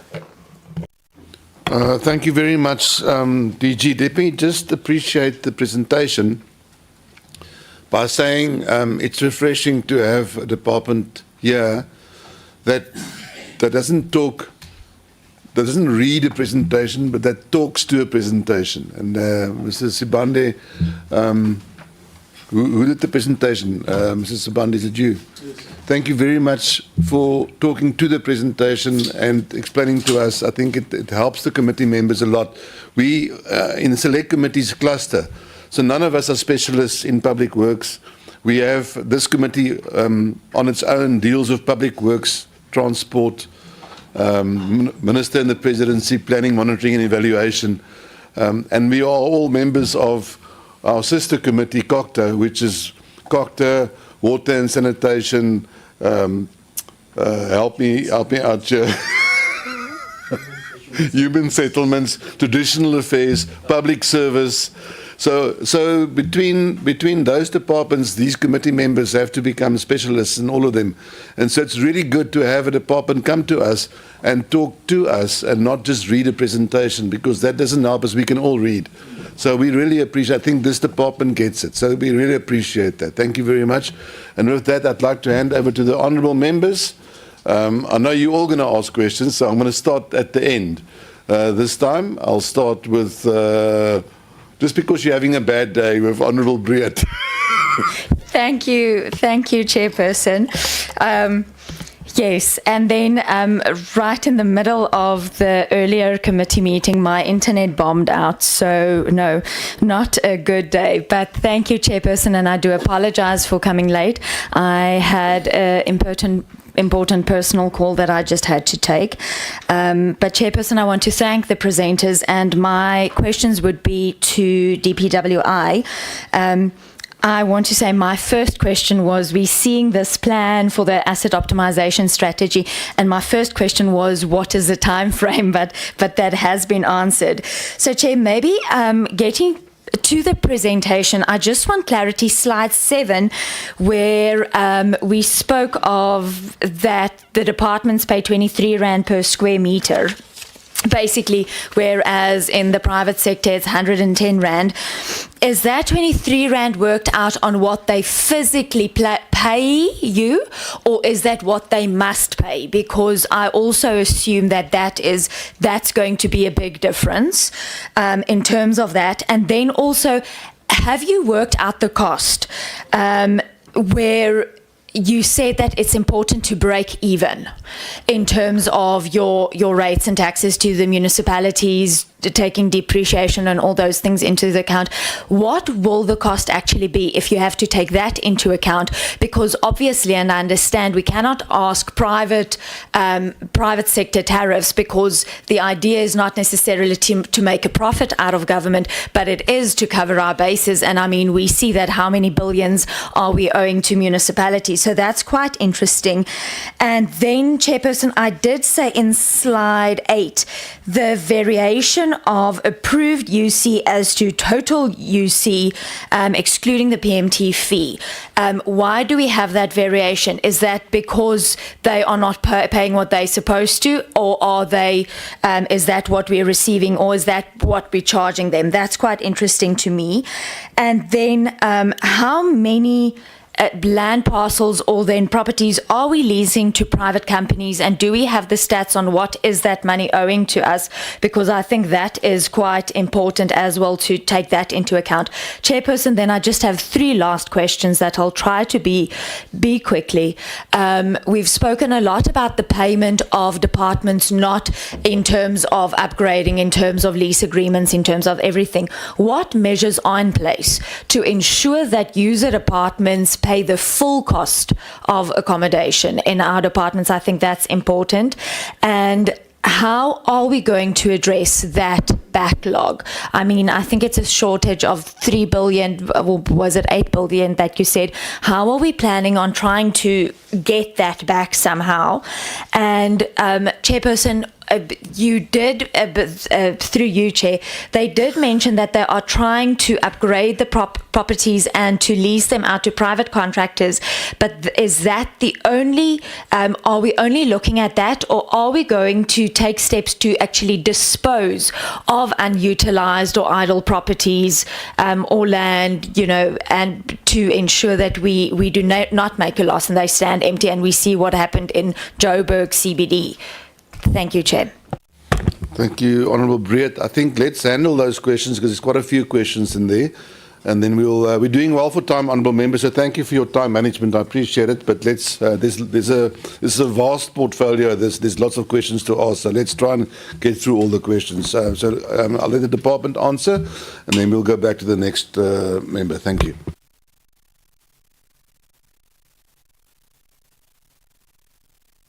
All right. Thank you, Chair. Thank you, Honourable Breed. The first question is in relation to the variations and what you stated regarding the amount paid versus what we expect. If you go to slide number 7, that is where the 23 rand come from. We are given or allocated the budget in terms of the appropriation of budget by Treasury, in terms of what is affordable. That is the first thing.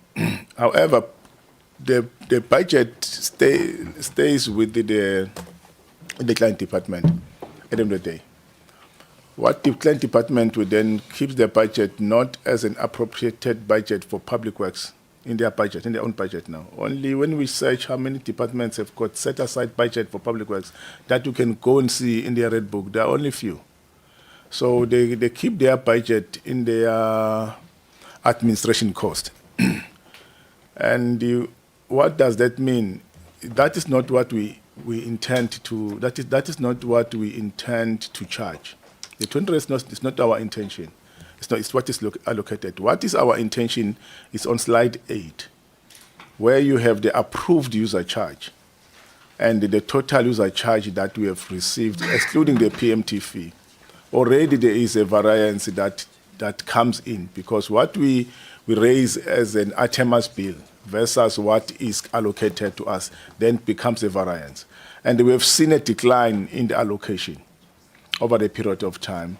We've seen a decline from TCS, we've seen a decline from DOD, and we've seen a little decline from the SAPS, but with the other two, which are also big, because they impact the entire portfolio alone.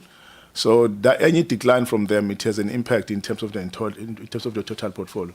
So the variance, it speaks to the differences of what we charge and what is approved. Yes. And then you also raised the issue of,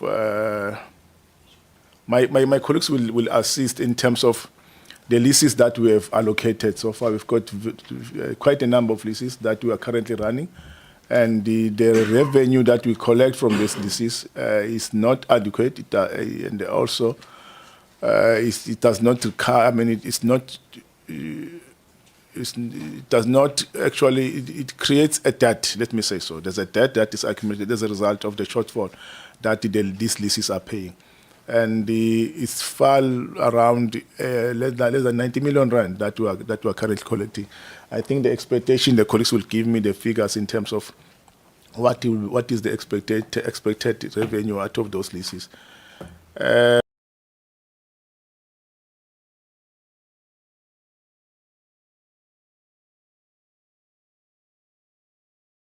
Police will give me the figures in terms of what is the expected revenue out of those leases. Police will give me the figures in terms of what is the expected revenue out of those leases. Backlogs in terms of our financial, in terms of our revenue. As I've said, the revenue that we have does not even break even. As I've said, with the rates, the depreciation, and also the holding costs. In terms of the maintenance for those buildings and the likes.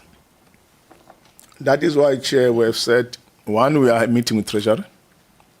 Tomorrow there's a meeting. We've started a string of meetings to see what could be addressed, what could be done to really come up with a mechanism to fund into the backlogs. And the part of that is caused by departments not committing to their debt. Some of the departments, although it's disputed, the issue of dispute mechanism was raised by DPME, that there should be a dispute mechanism, and they were saying to Treasury, can Treasury provide that arbiter as a conflict resolution mechanism between us and client departments? And if Treasury can come on board, the issue that was raised by DPME will also assist us to say, where are the differences? Are these debts going to be honored or they are disputed? And how do we then write it off? And the issue of the disposal of non-core assets, yes, there are properties that we will be leasing for a long term. Those are highest or high value end properties. I call them high value end properties. For an example, if you looked at some of the properties that we advertised recently on the 31 properties. One of those properties, the market value, the municipal market value is around 200 and something million rand. That is the value of the site. We've got properties here in Cape Town which are of high value as well. We want to make it available to the market, to the private sector, but we want to make it available on a 99-year lease rather than a short-term lease. And these are some of the properties that we will maintain in our portfolio, but it will be used by the private sector for a long time because there's going to be high investment into those assets. But there are assets, as the DG have said, that we have identified, the 1,664 already. They're going to go to the market for outright disposal. That will also come with a lot of benefit in terms of holding cost for those. The department will make municipal utilities, the base charge, for example, we pay for those, and some will even hire security guards for those facilities, and some they are even hijacked. As a result, we need to undergo a legal process. Currently, we've appointed various teams to do what is called Operation Bring Back. It's a tedious task because you have to also ensure that you follow the legal process and ensure that you recover those assets. So it comes with cost nonetheless, but we are undertaking those processes. But the 1,664 will be in the market probably in the next coming 3 or so months. Once the minister has given already an approval, he emphasized that we need to move towards that direction.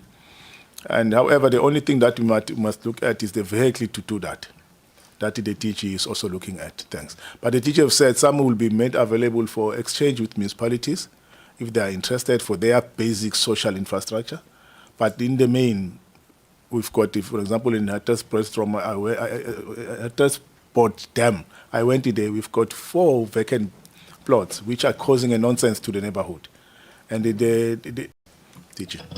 Yeah, maybe to add just a small issue on the functional accommodation. I'll just do this by way of an example. We actually looking at Honorable Brit reviewing the kind of accommodation that we are providing to clients.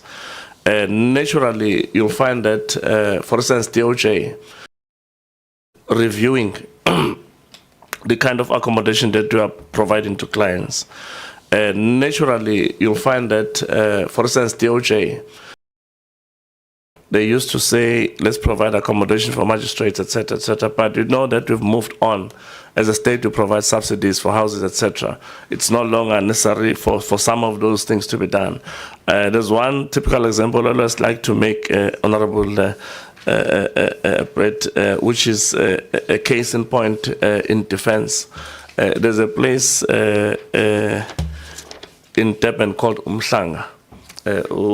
Honorable former mayor will know, Kaunda. Everybody dreams to stay in Umhlanga, you know.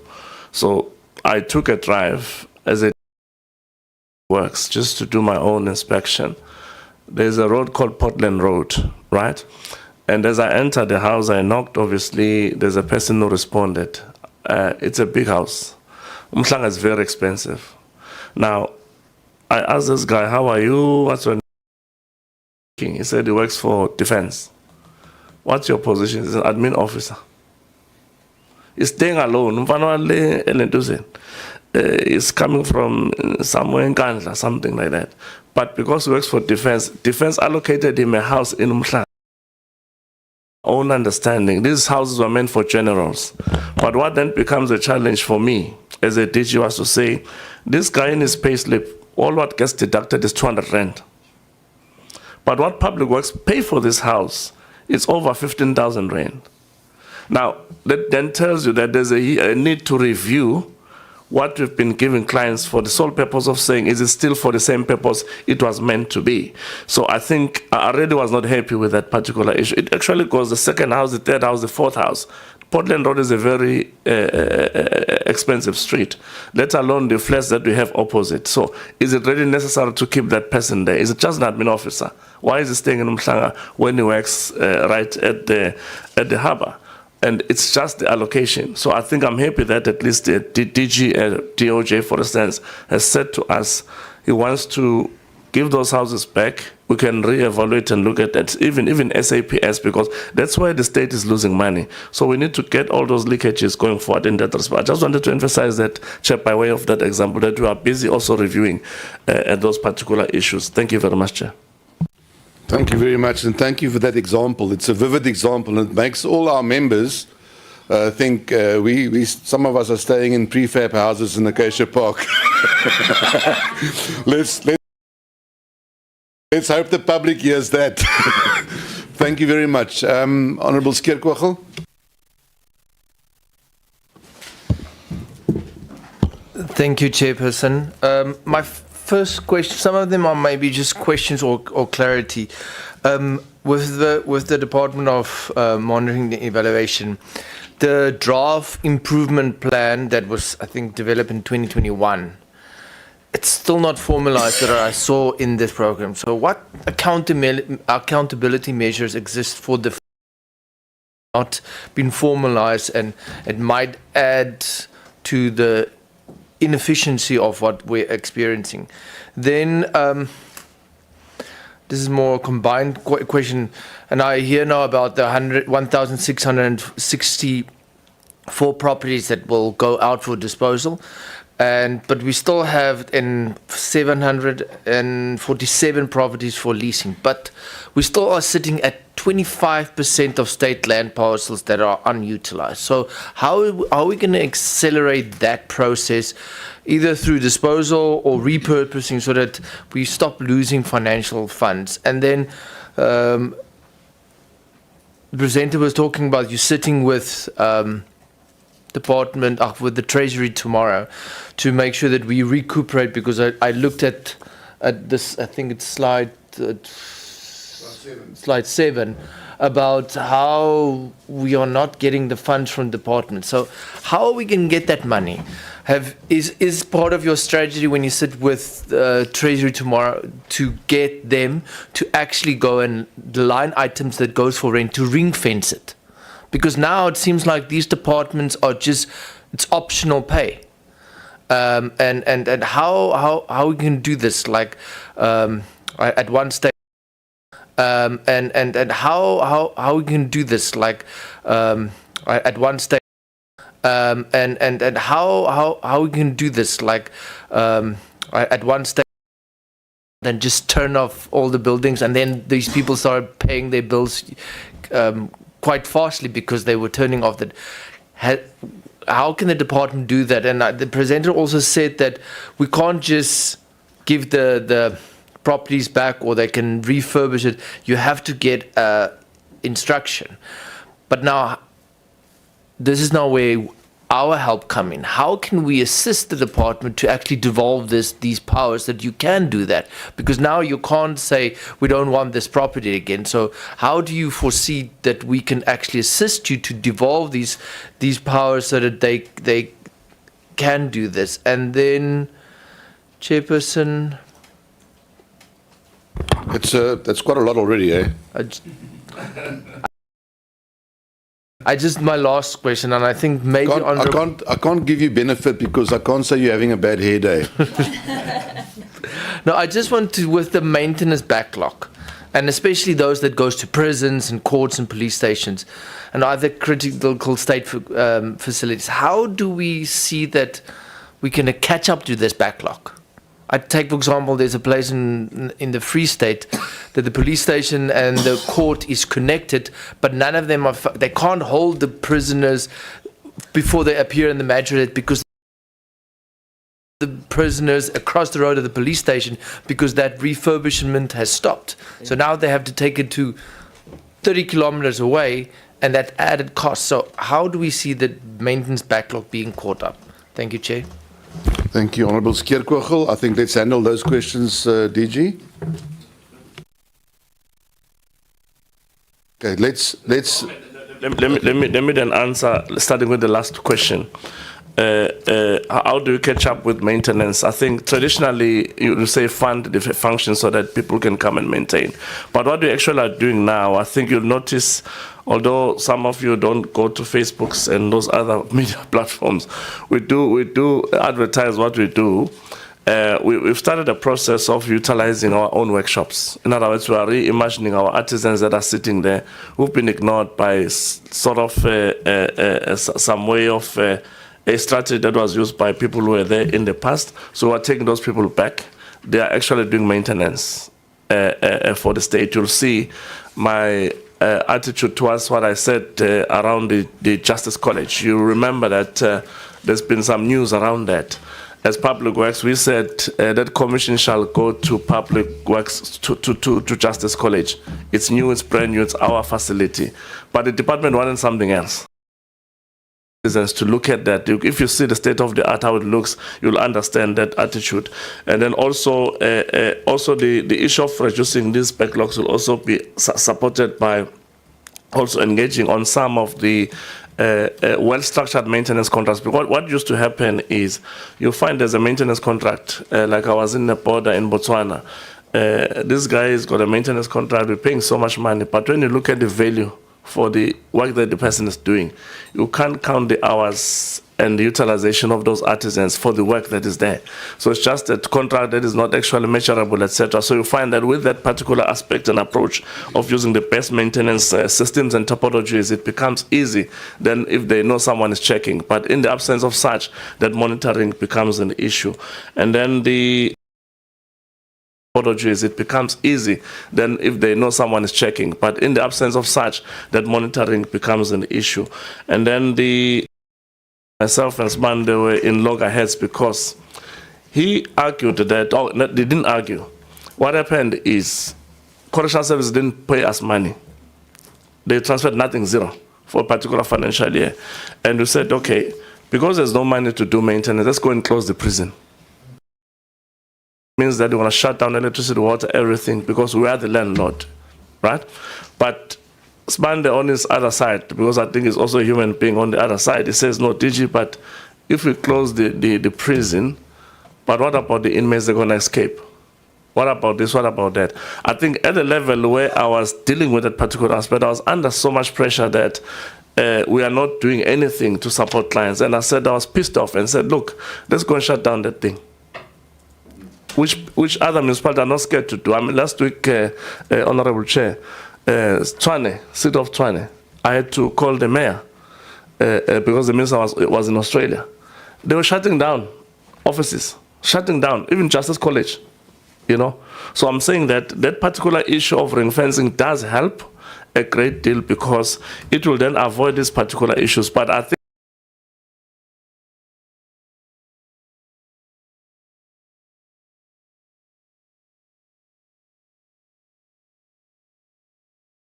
give to us and what they cannot give to us, which is now to say maybe AG should start to measure at what point are these budget meant for infrastructure being transferred to client as something that people must be measured against. So she agreed, and we tried to get through our portfolio committee the DG of Finance of Treasury, Duncan Peters, and also the minister. That has not worked. So you're asking me the question, what you as a committee can do, I think, is to really put more pressure to National Treasury in terms of how we actually are modeling ourselves. How do we accelerate disposal of some of the, I think we are very much chairperson pushing that hard. I think there's quite a number of what is also going to help us a great deal because we've got these district municipalities using this district development model. Municipalities need to come out and actually also assist us in terms of saying what they might need. I'll make an example, like in Vryheid as an example. It's, I think it's a rural area, but we've got farms there, you know, but you find that the municipality might not actually know that, you know, per se, to say these are farms that can be done. So the part of also doing advertising, like Mrs. Sibande was saying, doing road shows to explain to municipalities and municipal council what we have, also will help in terms of accelerating that. But I must say, in the Western Cape, municipalities are not playing. They are writing us letters every day. They are really pushing hard. I mean, they really want some of the properties. I even said, Mrs. Sibande, this one we can't release. I'm saying, proactively by municipalities coming in, because of we do release land for human settlement development direct, is not a problem. For rural development also is not a problem. And then maybe the issue of the DIP, which is a draft improvement plan, why it's not been formalized. I must say that the previous DGs or maybe ministers, they were a bit scared in respect of like I said earlier, to agree on a plan that is not feasible to implement. We always talk about unfunded mandates. It doesn't help you to go to council in a municipal environment and agree on an IDP that you can't implement, because people would have said you lied to them.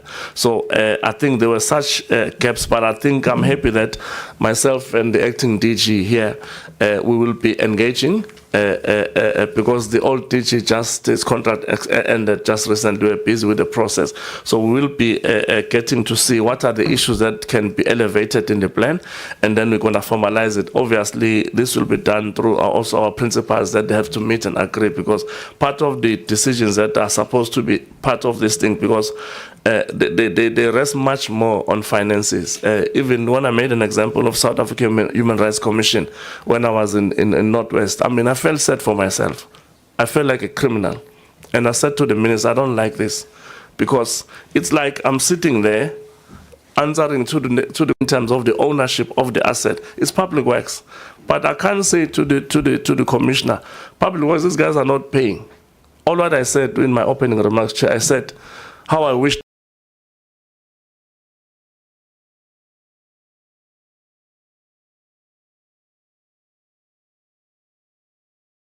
terms of the ownership of the asset. It's public works. But I can't say to the commissioner, public works, these guys are not paying. All what I said in my opening remarks, Chair, I said how I wish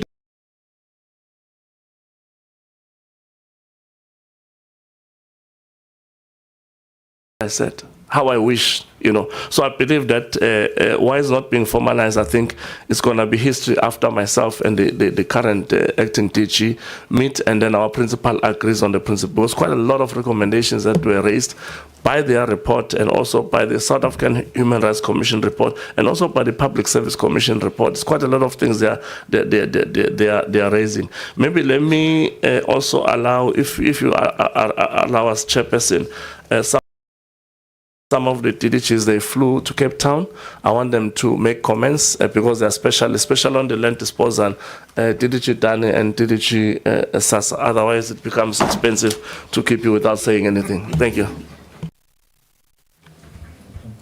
Thank you very much. We greet the Honourable Chairperson and the Honourable members, DG Ahead PMT and my colleagues. Thank you. I think in terms of the disposal of land parcels, we have quantified as per the presentation by Mr. Sibande. But we've done in the main assessment of at least over 3,000 odd. This is a project that we are running. We are undertaking assessment of the portfolio over the next 2 years. We are undertaking assessment of the portfolio over the next 2 years. What we are receiving at the moment is that a lot of these land parcels, I can indicate over 1,000 that we've assessed at the moment from the 6,000 odd, there's encroachment or it's encumbered. For example, the land parcel is not viable for development. They are environmentally constrained. They are in hilly areas, etc. So they're not suitable for development. What we look at strategically is that we link it back to our strategic development framework as well as Pluma. And we overlay the land parcels to determine, and that's how we get our strategic portfolio that we want to penetrate and get value out of. We do GIS mapping to see where is the location. Is it within areas where we can derive economic value, but also at the same time support development for the country in an integrated manner aligned to the legislative prescripts such as Pluma. So the land parcels that Mr. Sibande has presented on go out to the market to then derive the highest and best value from these land parcels. Notwithstanding the land parcels where we want to utilize for our own development, and currently, as indicated, we've analyzed over 474 properties in this regard, and of there, we want to target over 158 of these land parcels where we want to use it for in the main greenfields development for BOT development, etc. So it is a project that is on the go, but to note that when we articulate that we've got 33% of land parcels vacant, they are all not strategic and well located land parcels. I think that also then brings us to the previous question that Honourable Briet raised in terms of how many land parcels are we letting out to the market. We're letting out about 547 for land particularly, and Mr. Dani will address the other buildings, etc., that we leasing out, or the total portfolio in that regard. But with that being said, and I think as Mr. Sibande has indicated, are we generating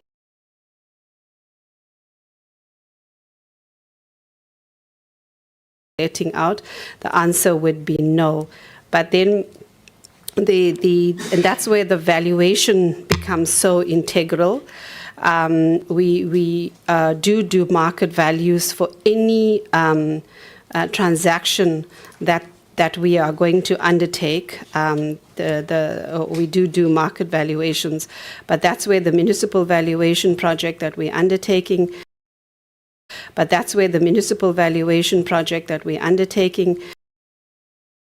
That we do as part of feasibilities are so important, because then we've got to constantly assess this and generate value as per equilibrium when we are transacting on these land parcels. But just to give comfort, link back to the asset register, is that we do have values on our asset register for all our properties, including the land parcels. Municipal values, but we also got a project role. But just to give comfort that the asset register in terms of valuation is also improving. Thank you very much. Thank you. Mr. Pretorius, do you want to? Yeah. Thank you, Honourable Chair, Honourable Members. Just to add something in terms of the land parcels which are being leased out, where we get income. First point, yes, there's a lot of improvement that can be made there. At this point in time, we only sit with, I just validated it now, with 1,165 valid income leases, which gives us a roughly income of about 6.6 million per month. But there's a huge potential which we need, as a case I can mine, to get this income improved. For example, Chair, we are embarking now on some research, especially to look at our military reserves along our coastline of more than 2,700 kilometers, because there's a lot of activities where we can actually improve of signing leases in those areas. We just launched recently the Operation Bring Back program. We will also will identify properties that are encroaching. We will formalize tenure and also look at land that maybe was stolen through the deeds office system, which will also improve our revenue income. Yeah, that project was just launched very recently. There's a special category of properties that we will look at, the former homeland, I will say, houses and their facilities.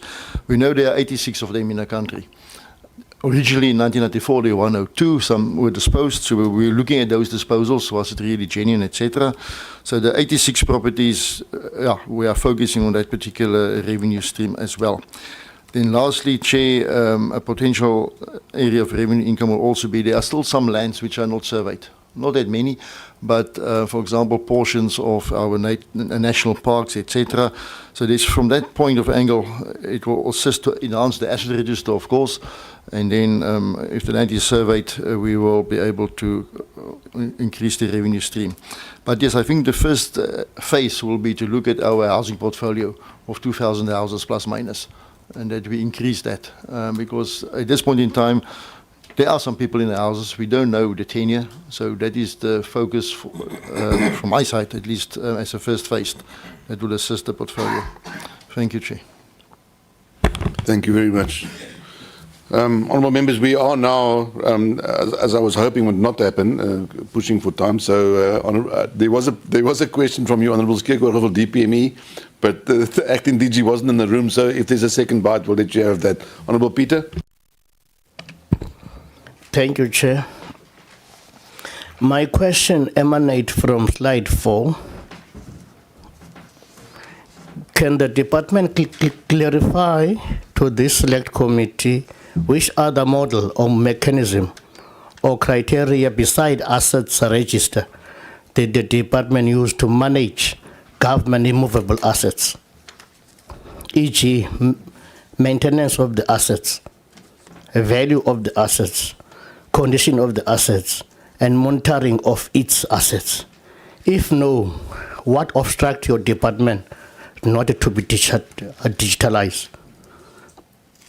Who monitor your work performance beside the AG?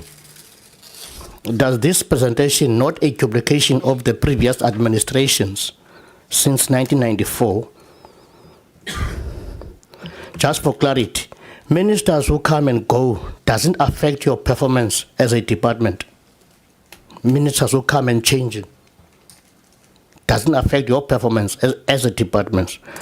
Lastly, through your service and your experience as the department, what is your major failure or challenges you face with beside your successes from your previous administrations you work with all these years?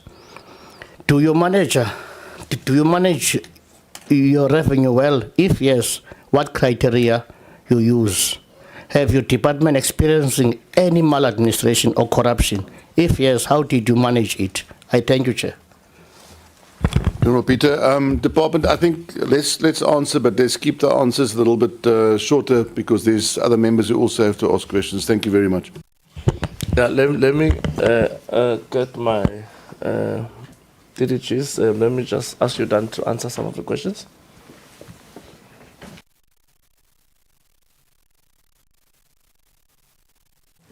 Thank you very much. I think on the digitization, like indicated, we have the immovable asset register, which is the basis that the department will utilize to transact. But what we don't have is a digitized IR that we could then support business across in terms of, for example, linkages to the condition assessments that requires to be done, etc. So this is work in progress to get a digitized IR for business.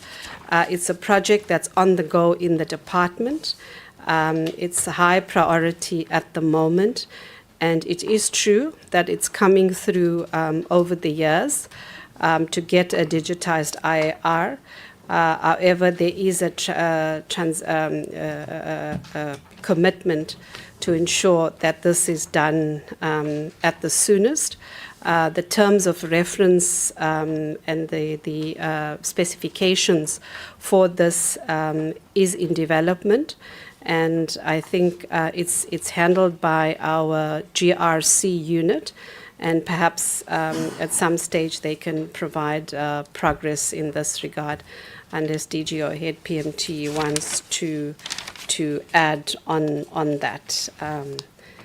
Thank you. I think from my end, that's the part I'd want to just touch on. Thank you, Chair, for you.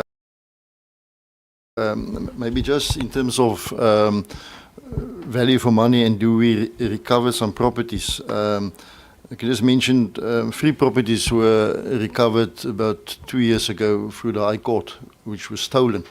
Actually, all in Johannesburg. So through that process, with the investigation units, etc., and in the courts, we did manage to recover properties. I just want to add also in terms of the digitization of the assets, all our assets are geographically digitized, so we know exactly where's everything. And one thing which I didn't mention earlier, also as a process to enhance the asset register, we started to look at all properties which were expropriated in the past, but not necessarily registered in the name of the state. Although it is still state-owned land, but it's also as a process to enhance those. But to start creating an asset register for business as the land platform, we are opting to use the land administration web of the Department of Rural Development and Land Reform, because they already have got a system which covers all public land, all state land of national governments, provincial governments, as well as municipalities and parastatals. So that program or that platform can be enhanced. So we are thinking to enhance or to use our the land base, at least from the law system, to save money for the state. Chair, thank you. Yeah, maybe to cement just the last other issues you raised on corruption. Yes, we do from time to time. I'll cite a good example which is touching closer to home. Just recently I got I think myself and ministry got somebody sending us a message to say someone is renting our properties for his own pockets. In other words, an employee of Public Works. So what did we do? Obviously, the rightful thing to do was to go and open a case because it's a criminal matter. You know, people enriching themselves. And also what we also did was also to give the employee an opportunity in terms of our regulations. How do we proceed with your matter, answer, and then we actually have also from that. So what we've discovered is that because of lack of monitoring and management, let me just put it that way, where, like myself as I'm very busy, I don't get time to go on the ground. People take advantage of that. So I believe that a strong monitoring way or method or model will help us to pick these things up, because people do these things because there's nobody to follow up. So I think the fact that that was picked up, I think even Mrs. Band, I think he got a letter, even the regional manager got a letter. So we're going to be looking at mechanisms of making sure that beside meetings to say, if you say we've got so much properties that we have, which we pay security for, and then these people, what then they do, there's a security that is being paid, but the security is supposed to man the house, but the security is not there. because someone has been put into rent. You understand what I'm saying? It's a serious syndicate that you need to get into. So, but I think it's in the hands of the police. I think we do that.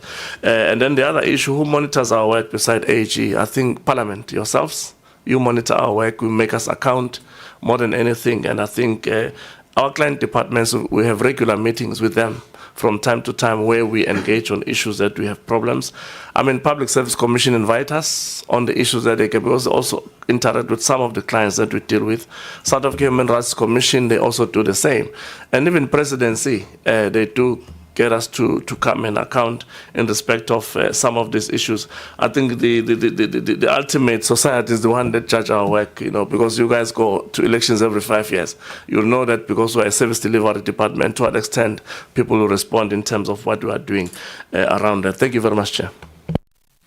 Thanks, DGG. Just, do you have a whistleblower's number or yes, we do. We do. It helped us. Also, yeah, we do have, yeah. Thank you. Honourable No, thank you, Chair. I've got just a few questions. The first one relates to the power relations. That what are the safe valves that you have in a strategy? Because any strategy that is not underpinned by transformative agenda is a problem to us. Then what is, or what are the safe valves from your side that will address the skewed power relations in relation to land parcel ownership and property ownership? This is informed by the fact that a minority currently owns about 72% of these, and they control the means, and they may be able also to bid better, which might widen the gap. That's why I'm asking the safe valve. That link is linked also to the question of the 15 to 25 years contract that obviously, whether it's about leasing or whatever, because again, only those that will be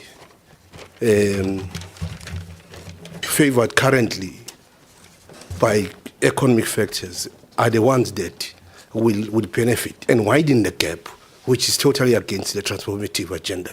The second question relates to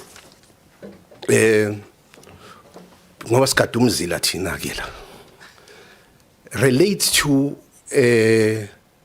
the issue in slide 11 of Department of Works and Infrastructure.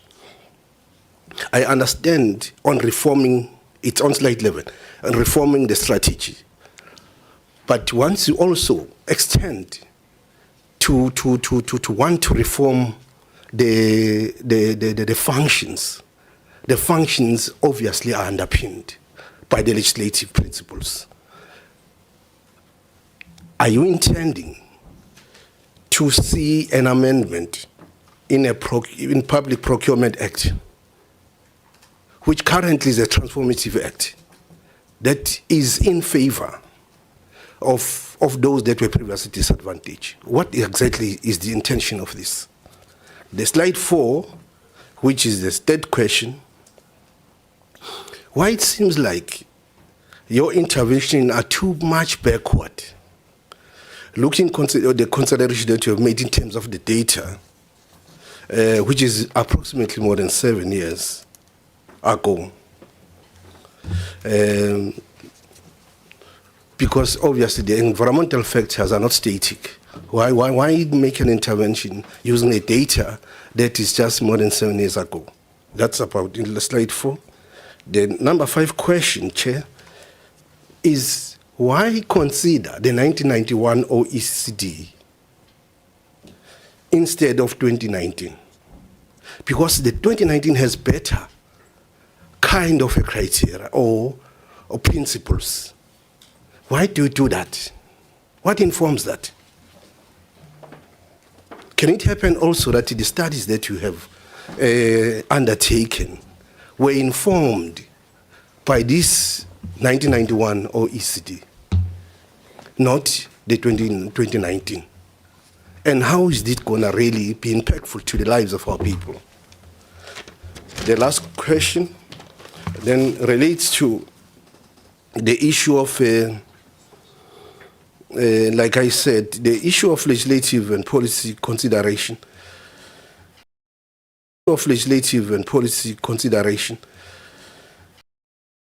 Linked with transformation agenda and deal with the socio-economic factors of the society or the country. What is the rationale to benchmark your work to the countries that are not even at the same level with South Africa? Thank you. Okay, it seems it's a mixture of DPME questions and DP, so we'll let DPME do their questions first, and then I'll let Public Works do their. Do you want to do it the other way around, or are you happy that way? Yeah? Okay, let's do it that way. Thank you. Thank you. The OECD approach of evaluation criteria is still the latest nomenclature in terms of the evaluation criteria, because those factors that they consider, those elements that I read out, are actually still used around the world. What South Africa did 2 years ago, we have introduced two new criteria for evaluation, which are responding to the context of South Africa. And other countries are actually adopting those criteria. We are updating the National Evaluation Policy Framework right now. As we are doing that, we will incorporate these two new criteria. I can speak just briefly about them. One is the transformative equity. I think it responds directly to your question, that honorable member, that transformative equity, you won't find it in the space of the OECD environment, but in South Africa it's very important that when you do evaluation, as you plan it, conceptualize it, you need to also have the mind of the stakeholders affected by the program that you are very evaluating. So include them in the way you ask questions, in the design, in the data collection, but also in the use of interpretation of the results and the use of the results of the evaluation, which is to an extent something that was done in this space.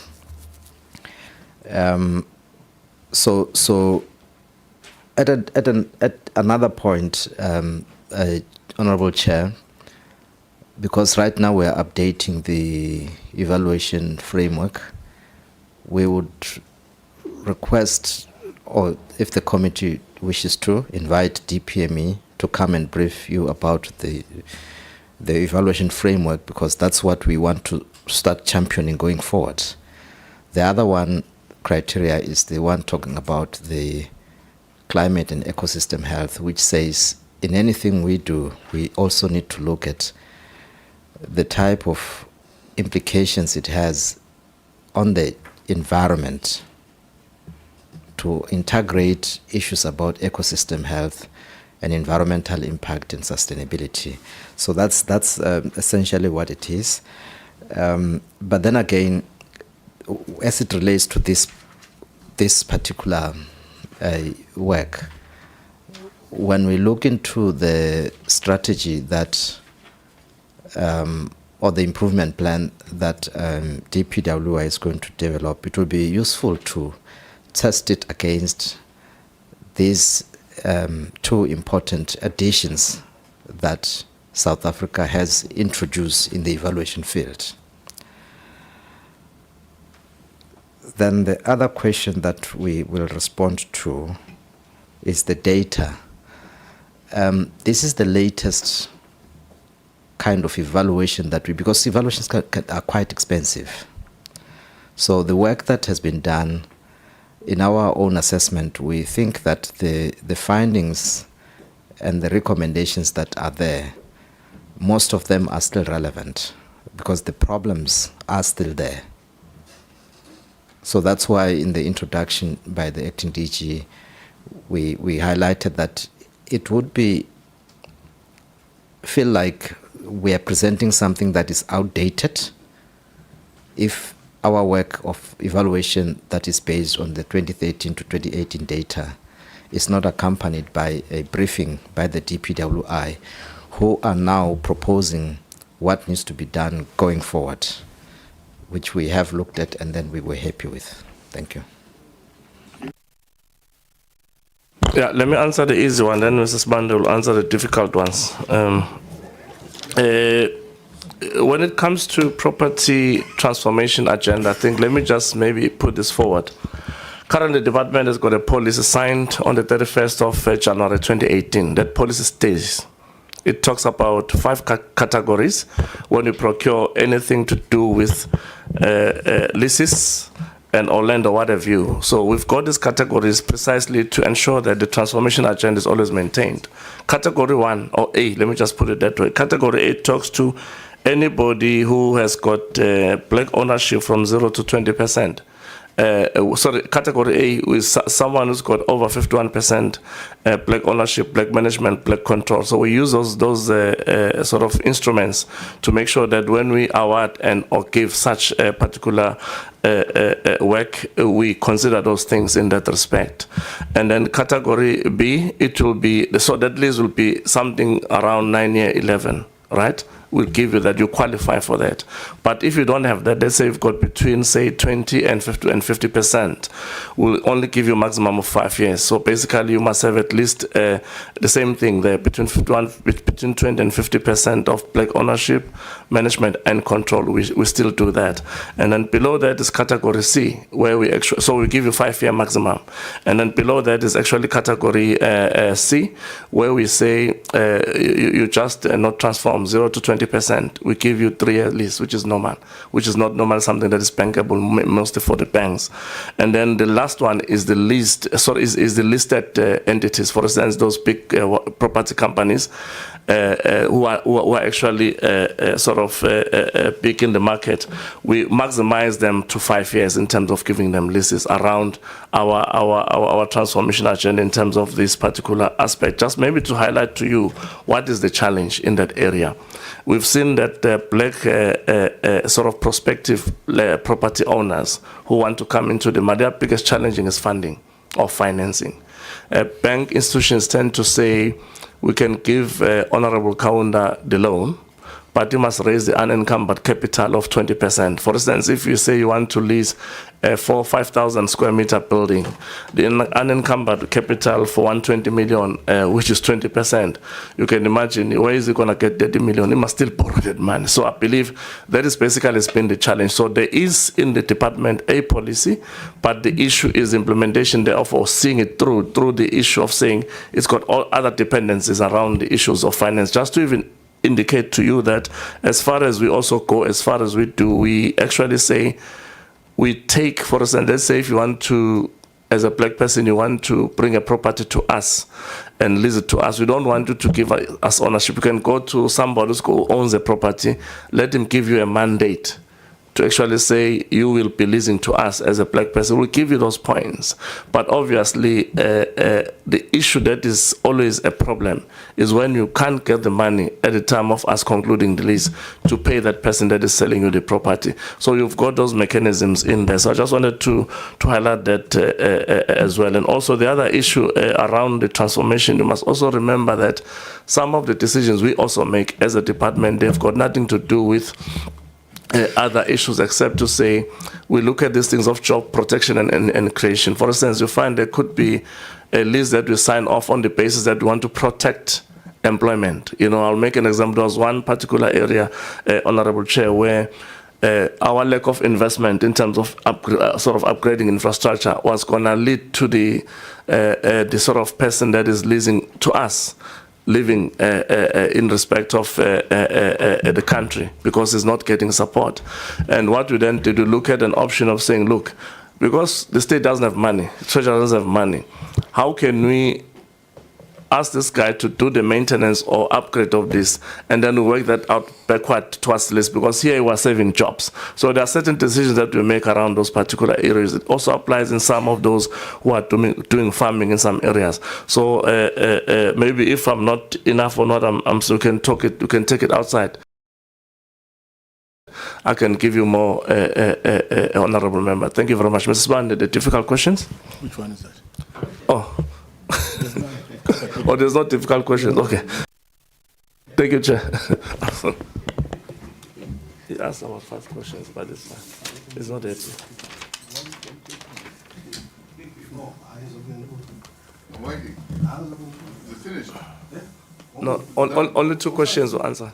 Oh, there is a question also that is not answered. Oh, in by terms of DPS. public procurement bill. act, the implication, the functions to be reformed. I raised that question, but again, we'll talk about what you are saying, because definitely, I don't think it's helping any African child. Thank you.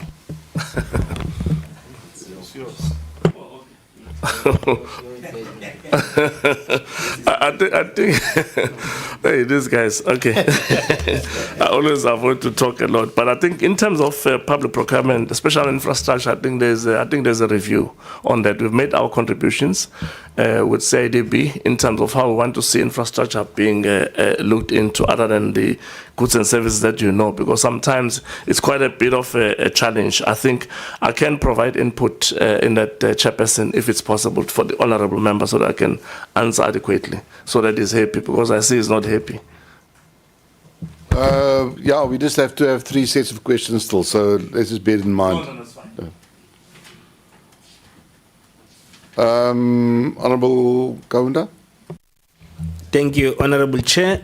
Let me join you to welcome the board presentations, which are giving us the progress so far, and also commend the team for the initiatives which are transformative in nature to respond to the plight of those who have been locked out of the mainstream economy in our country. But I've got some few concerns as I look through the reports.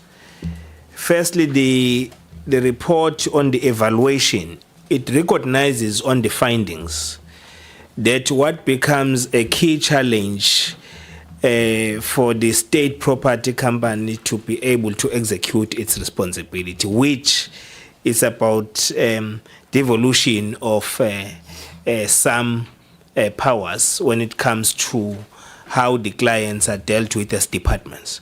So I don't think that we should sit here and listen to such reports, and in the next 2 to 3 years we'll get the same report. We'll say there is a challenge. This has been identified long time ago. So what is the solution? If the solution is that there must be, through your good self, a cabinet report which says public works must be given that authority, that treasury, when they dispense funding, they must dispense it direct, but land functions department must identify their priorities, but when it comes to the actual financing of such, it should be going direct to public works for execution. So I don't think that should take us a year from now. I think that's a sickness of government, where government suffers from the execution deficit. You always identify problems, you have good policies, but you don't implement them. So that's a challenge that you must rectify. Then the second one, Chair, I don't think that it's my view. You'll correct me. I don't think that the market value for what we are paying as government, I can tell you that in Pietermaritzburg, where government is sitting of KwaZulu-Natal, what provincial government is paying to those landlords is not what is supposed to be paid. whether you say it is competitive, but I think we are lagging behind in terms of using the buying power that we have as government. We've got the buying power. Those people can't give those buildings to other people. They are relying on government. But government says, even if you are tripling this price, we'll take it. So it's not supposed to be like that. Use the buying power. Say we can't pay so much to this. Even when you can even take them to the competitions commission for that, if the need arises. Then the negotiation on the procurement, it is required. And we must remove those stereotypes where our officials, they are happy with what government is paying because they must also benefit from what is being paid by service providers. That should be rooted out. It is not assisting government. In fact, the prices were actually praying. And now we should be building more schools, more clinics, if we are saving from such a funding. Then the other one, government, Honorable Chairperson, have got DFIs. But these DFIs, they are very good, which they are doing good work in terms of stimulating economic growth in different municipalities and different provinces. But they are not good in supporting its own government. Now, if the portfolio of the property entity says it's 8 billion, what stops these DFIs from allocating that funding directly to the property entity of the government? Because they are building malls. They are supporting private sector to build malls, to build hotels.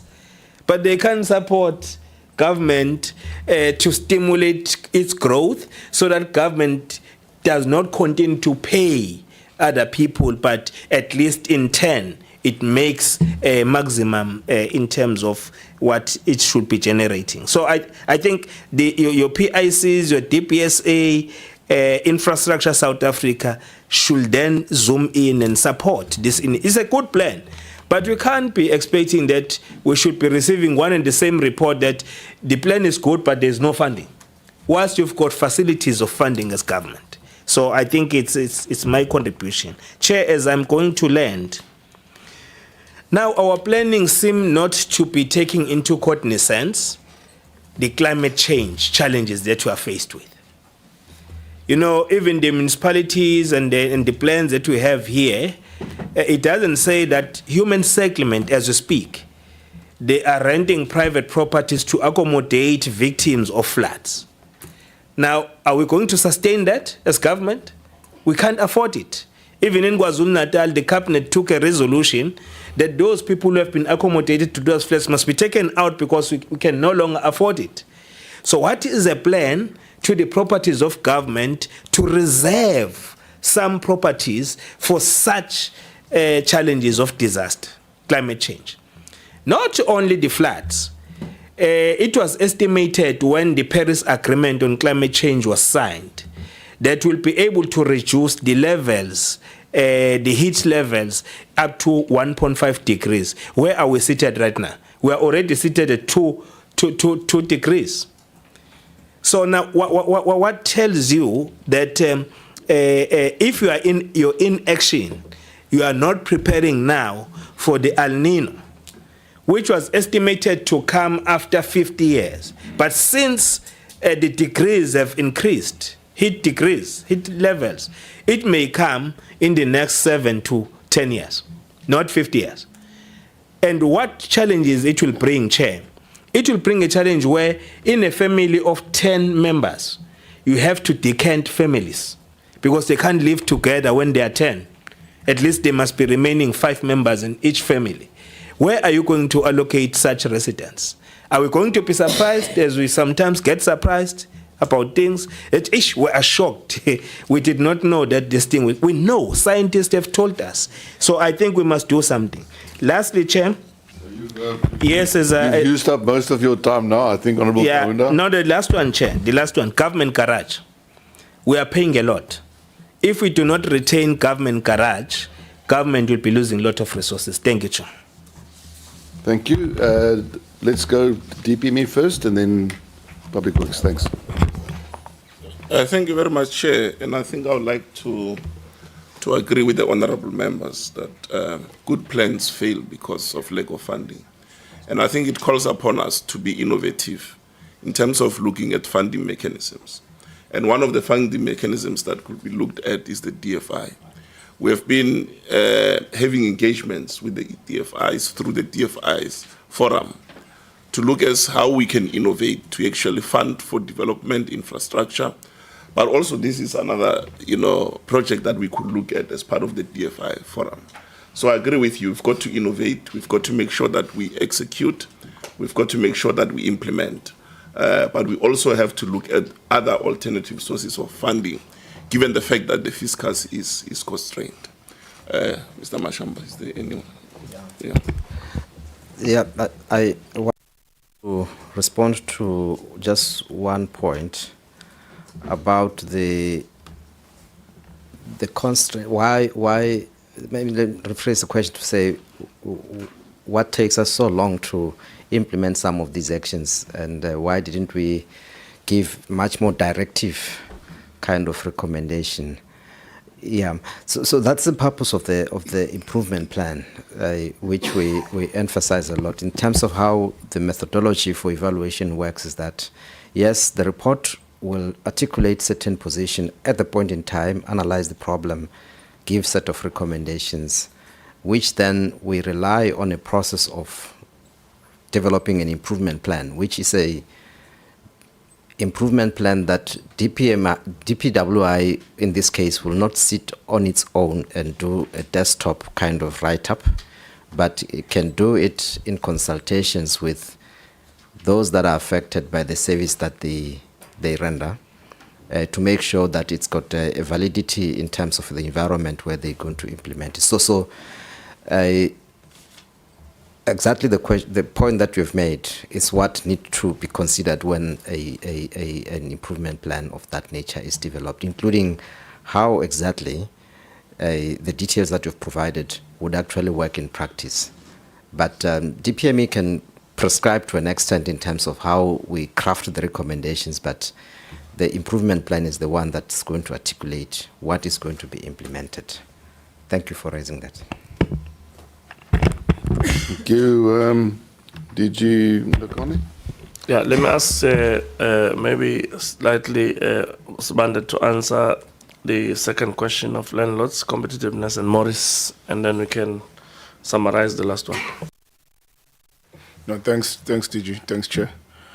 I think for the first one, in terms of the challenges the honourable member have raised, we welcome that assertion to say there's a view to support the allocation of appropriate budget to the baseline of public works. That will allow public works to do proper planning and ensure that the client departments submit their needs and also play their role in terms of the oversight and the implementation of such.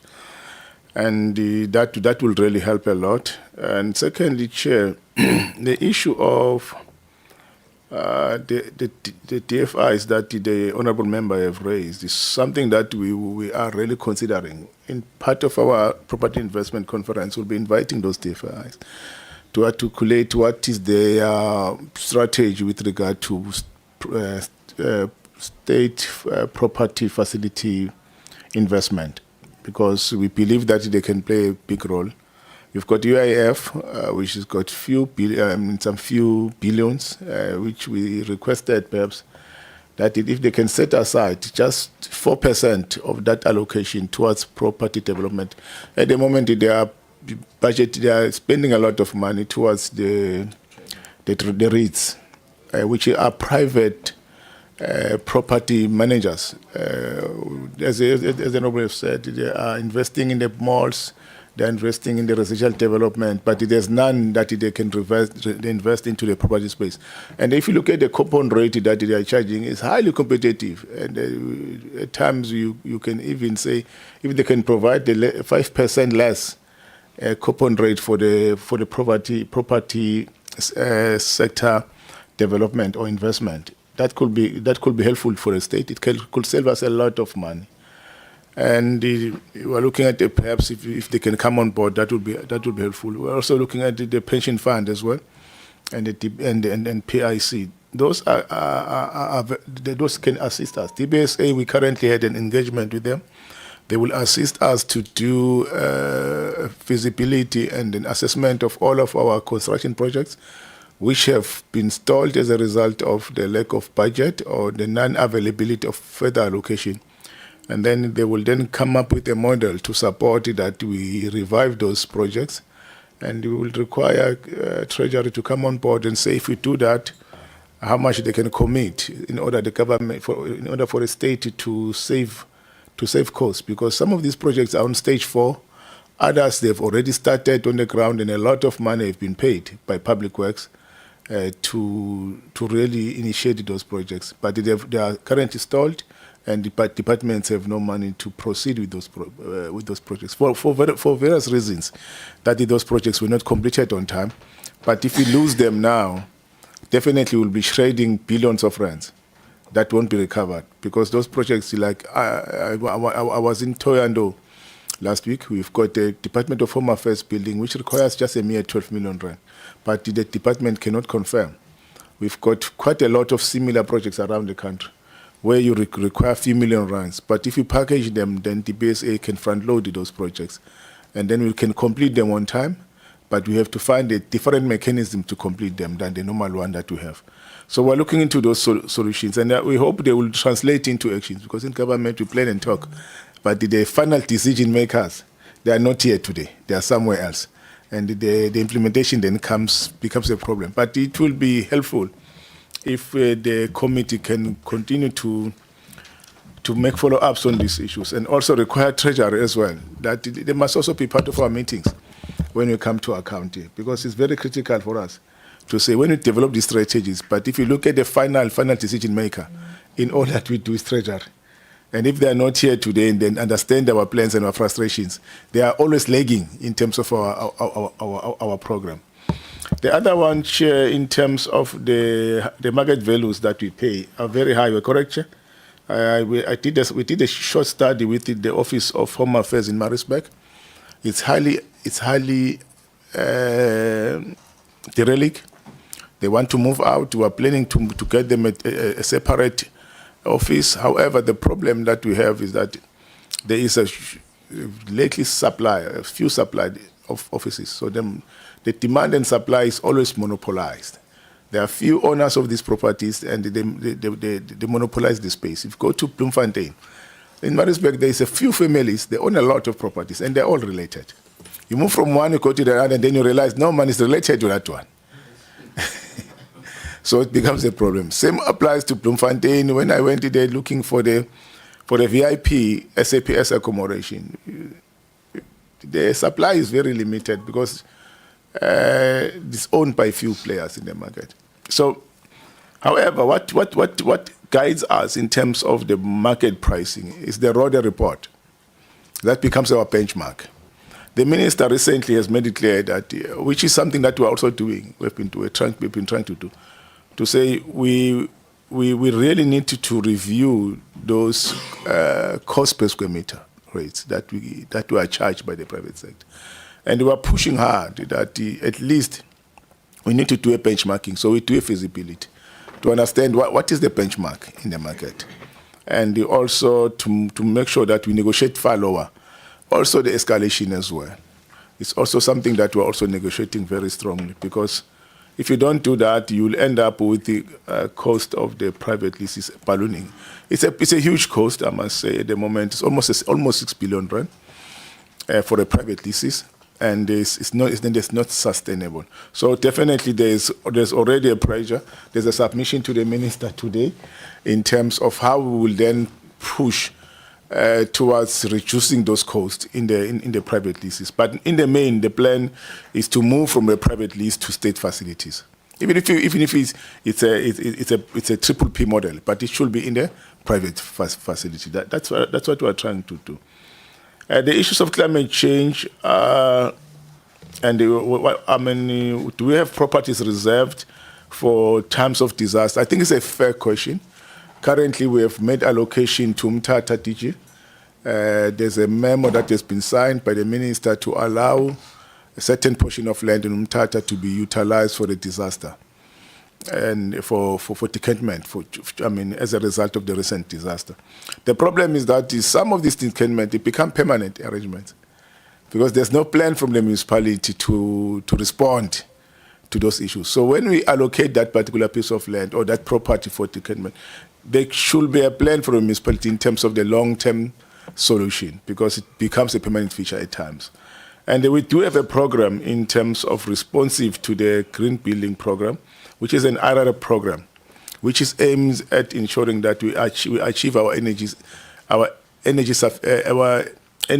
efficiency targets, which is very key because if you look at the number of state properties, they are the major contributors to carbon emission. We own more buildings than anyone else. And of course, there is a program to make sure that we are responsive to that. However, we don't have a plan, perhaps, which is correct, because the function of disaster management resides at the local municipality and the district municipality. So we don't have a plan as such, but we are responsive. We are amenable, if I may say, to assist municipalities, if they can come forward and say, we want you to identify a space for any eventuality in terms of disaster areas. Then we can talk with them and make that available. But that function is not our mandate. It's that of the district and local municipalities in terms of the Disaster Management Act. So we will assist them, Chair, and we will put it in our discussions with them as we interact to say this is also very critical. Thanks, Chair. I don't know if the colleagues can also add that back. Thank you very much. Honourable Keza, you've been very patient. Thank you very much. And Honourable Molokome, you are going to be next. So let's keep it to questions as short as possible because we are now pressed for time. Thank you. Oh, no. Thank you very much, Chair. Quite worrisome issues that we're hearing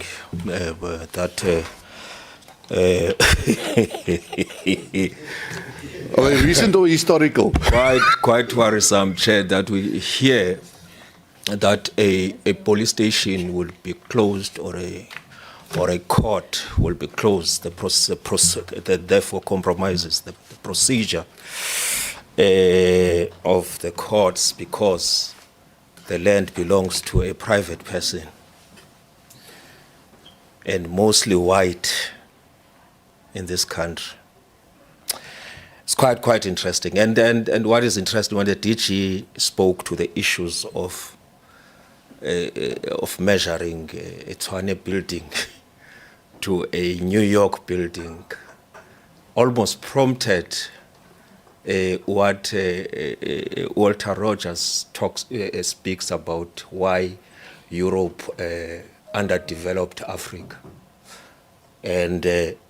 And Professor Hajung Changu takes it further and says, in terms of how they kicked the ladder on us, in terms of development, was quite interesting. And when Honorable Zimande spoke to the issues of reformism and gradualism that takes place, that seeks to, as a premise from 1994 in this country to narrow us or to actually conform us to an idea of a piecemeal approach in the manner in which we are developing ourselves at the mercy of the private sector in most of the time, because they control most of the assets and they control most of the land.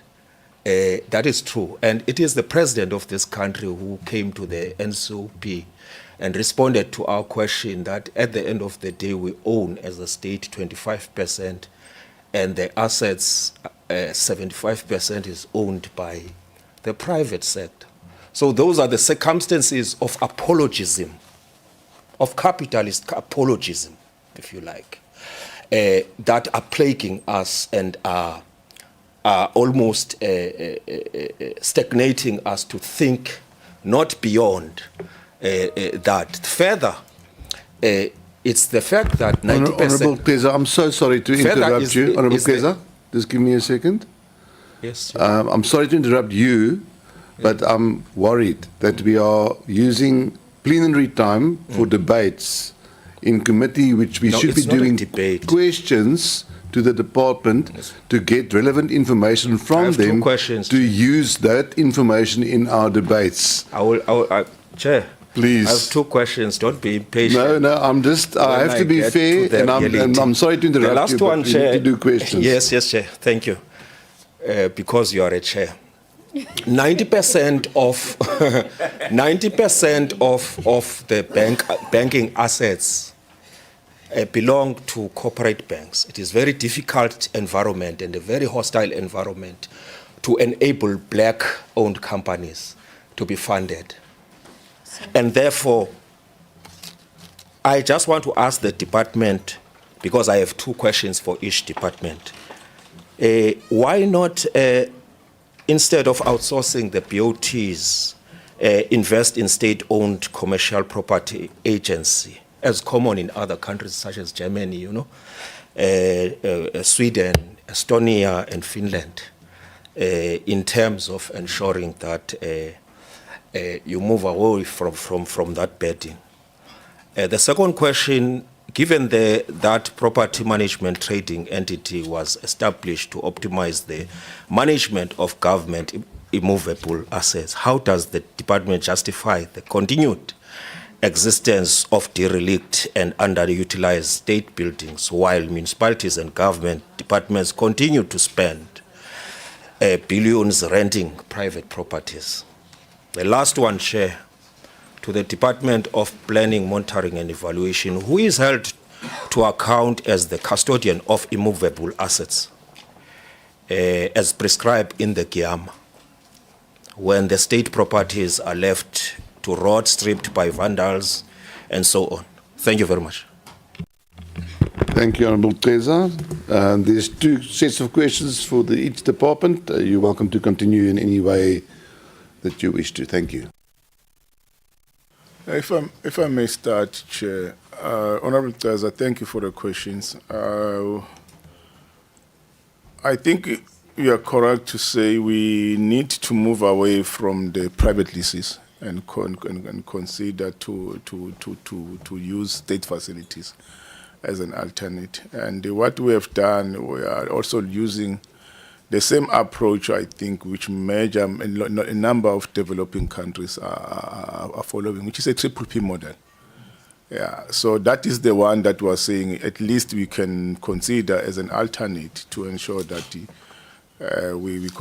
Brazil is one case, as they are using such. China is using such, and in quite a few other countries as well. So we have opted for the concessionary approach through the triple P model as an option. The reason why most of the departments have opted for private leases instead of the state buildings over the last few years is because we have seen a decline in terms of the budget allocation. And for that, if you may recall, quite a number of budgetary cuts have been done in the country in the last 10 years, and with a significant one during COVID. And that in itself, that has resulted into less budget being allocated for state facilities. And for that reason, client departments will then opt for this private leases as a short-term measure. The private lease was supposed to be a gap measure rather than a permanent solution. However, it has over the last few years grown significantly, and now the minister and the team have realized that we can't continue this approach. There should be an alternate approach. That is why we are busy with the team identifying all these buildings that are vacant in the metros, and we are saying those buildings must be repurposed. The repurpose, firstly, will take into consideration client department needs. As the DG have said, for example, in Pretoria, you've got the SAPS, which is paying almost R500 million per year on private leases. And that 400-something million rand per year could easily be converted into a triple P model and then to utilize the same fund towards revamping a state facility. Or it could be used to build up a new office, whether in the city center or in the Salvoko precinct. And that will address all their needs. It could have quite a significant number of facilities that can accommodate the needs of the SAPS alone for that reason. So the reason why we are again saying you cannot arbitrarily overnight and say, hey, go back to a state building without having to find a solution to make it more habitable. And the solution that we have also come up is to say, look, let us have the ROT, which is the refurbish, operate and transfer model. So the building now is not owned by the private sector, but it's owned by the state. But the cost for the recapitalization, it comes from the private sector. And that is why we are saying the DFIs must also play a significant role in terms of assisting us to make liquid available, including for emerging developers, to also be able to play in the space. But we cannot detect, unfortunately, as Public Works and the DG, to say, PIC pension fund, we wanted to give so and so money. We don't have that mandate. We wish we could. But we will engage them on a one-on-one to establish their appetite in terms of supporting this particular endeavor, and also try to get them to really make their funds available, because we do have funds available, and those funds, it comes with guarantees, and the triple P for the state comes with guarantees. And the risk is very adverse, and for that reason, it becomes a risk-averse approach that can easily be considered for investment by those DFIs. So for us, that is the approach, and that is where we rely mostly. Of course, the private banks will come in as well and play their role, but we want to make sure that the process is broadened, and it also changes the landscape of our public sector infrastructure. Yes. Thanks, Chair. Thank you. DPME, you want to respond to something else? Yeah, yes. Thank you. Thank you very much. I think, yes, evaluations, they identify problems, but just to appreciate the question also by Honorable Kasa, it is an opportunity to drive policy innovation, because when you identify a set of problems, obviously there must be a solution to it, and we are solution driven in the way we approach it. How do we hold accountable the custodian departments, or we use a method of improvement plans? How it should work is that, because we can identify a set of problems and also a set of recommendations. Not all those recommendations have the same weight. There are those critical ones which must end up in a plan of a department or a municipality or a province. And when they end up there, they need to be resourced and implemented. Rightfully so, the DG mentioned the issue of budgeting for those. Some of these actions that require new money or new measure actions, they take time to turn to materialize and see implementation. So it's very, very important to recognize that gap, that recommendations that don't require new money or new significant actions that need to be planned are far easier to implement than those that require a multi-year project that is being proposed here, that a multi-year process of reform that requires a lot of resources. So that's very, very important. But at the same time, while DPME uses its mechanisms of holding others accountable, we have to deepen our engagements with relevant parliamentary committees because they play in the space of accountability ecosystem. We work with the Auditor General twice a year. We meet to deepen the discussion where we reconcile some of the key issues coming from our respective processes. in terms of that space of accountability ecosystem. Same we want to do with committees, that any time when there is an interest on a particular issue, a DPME can be brought in to present its own assessment. Our experience also point to this when we do monitoring, that where there are service delivery gaps, these things, they tend to pop up somewhere as a new issue, new problem. Either crime, disaster. You remember the building in Johannesburg that was hijacked and then it got fire. The hijacked buildings. So these are things that when they go wrong, they'll end up in the police, and then something else happens. So it's a very integrated set of problems that can emerge from a lack of implementation of things. So with buildings, DPWI is the lead. There's municipalities, there's provinces who are the owners of those buildings. So we rely mostly on their response in terms of when things go wrong, what happens there. Thank you. Thank you very much. Maybe just to add for a minute, Chair, if you will allow me to say. It's fine, it's not my lunchtime you're wasting. No, I'm just saying, the issues of accountabilities are quite important. And also, as they develop the improvement plan, we monitor them to make sure that there is progress. But we also do what we call a biannual report to Cabinet to give progress there, so that if there is no traction there, then there can be consequences that are taken. Thank you so much. Thank you very, very much. Honourable Molokome, thank you for your patience. No, thank you, Chairperson.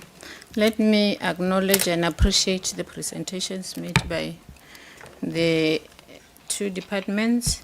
I think my questions, I'll just be straightforward, Chair, because my colleagues has touched on some of the questions that I wanted to ask. I only have 3 questions, and I think they'll cut across the two departments. I just want to check in terms of your the findings by the Auditor General. Do you have serious findings that the Auditor General has raised or picked up in the department, and when are you planning to address those findings? Maybe you can give example of 1 or 2 findings that the Auditor General has indicated or picked up from your department. And also in terms of the disposals of the asset, I think members has touched on that, but I want to check if you have committee that deals with the disposal assets as the department, and also do you have the final arbiter to deal with those issues? And also in terms of the corruption, I think one of the members has touched on that. When you get corruption, we know that we always get the issue of corruptions in all these departments. How are you dealing with those issues? And also, do you have the issue of the lastly, Chair, are you GREP compliant? I just want to check that.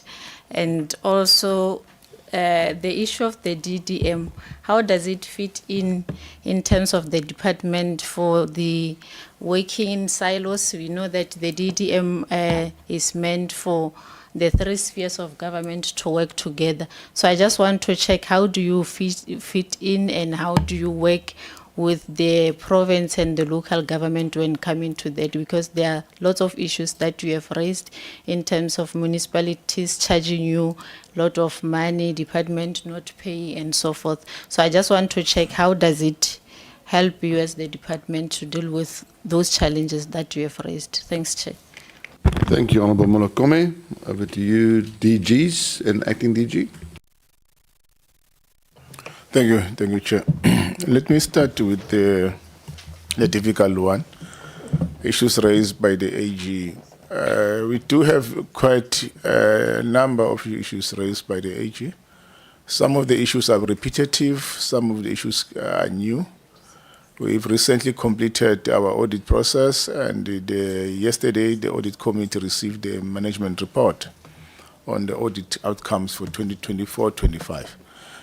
And there are repetitive matters that we're dealing with. In those issues relates to the manner in which we manage some of the processes internally, such as accruals, such as commitments, and also issues. For luckily this year we had less issues on the asset register. We had far less issues. The asset register was unqualified this year as compared to the previous year, which is an improvement. We also had issues on procurement issues that relates to non-compliance. Some were explanation was provided. On some, the AG requires further action. We also had issues around the overpayment of leases, which the AG is also has issued a material irregularity that requires us to make further investigation, which we were looking into in terms of the implementation of that MI. It's a new MI that arrives on Monday on the overpayment of leases, and also we had MIs on telecom towers, which the DG is also dealing with and responding to that. It's a very difficult one on the telecom towers, and the way I've said to the AG, remember, this issue is not our issue alone. We need to be responding to jointly with SAPS, but it's not happening. So it becomes our liability every day, as much as this was a joint project with SAPS, and they were jointly responsible. But there are, of course, differences and disagreements between ourselves and the SAPS. And the minister has already instituted a forensic investigation around that. So that report of the investigation will assist as to what really went wrong and who should be responsible. That makes it difficult even for the DG to respond, the accounting officer to respond to those MIs. There are MIs related to the Potchefstroom police station, which again, it's an MI that we believe it's unfairly issued because the SAPS is also part of our value chain. We respond on issues of instruction, but there are issues that we're addressing with that MI in relation to the acquisition of the land and the finalization of that land issues. I think Mr. Tani Pretorius is dealing with those issues. Those are the major issues. However, the AG has highlighted one of the biggest challenge that we faced with is around the issue of going concern of PMTE or Public Works generally, PMT in particular, because we operate on an overdraft of 4.6 billion, and our revenue from equitable share is 4.7 billion. So technically insolvent. But if you look at what causes that overdraft, it's the very same thing I've said earlier on. There was a devolution of utility accounts back to client departments. Yet at the very same time, there was a contract that the department was running on the shared savings. The shared savings is a program that is aimed at reducing utility cost, which the minister subjected the very same program to the AG for investigation. The AG gave us a report yesterday. But what happened after the devolution of those utility accounts? We were unable to recover the cost of the shared savings, which has ballooned to 3.6 billion rand. The other 1 billion or so or less are monies that we are owed by client department, which they pay later during the course of the year for some reasons, but they are not really serious in terms of affecting the functionality of the department. But the major contributor there is the shared savings, which is 95% of the total overdraft. So we are meeting Treasury tomorrow to present that case, to address that one. So the AG raised it as a going concern on that one.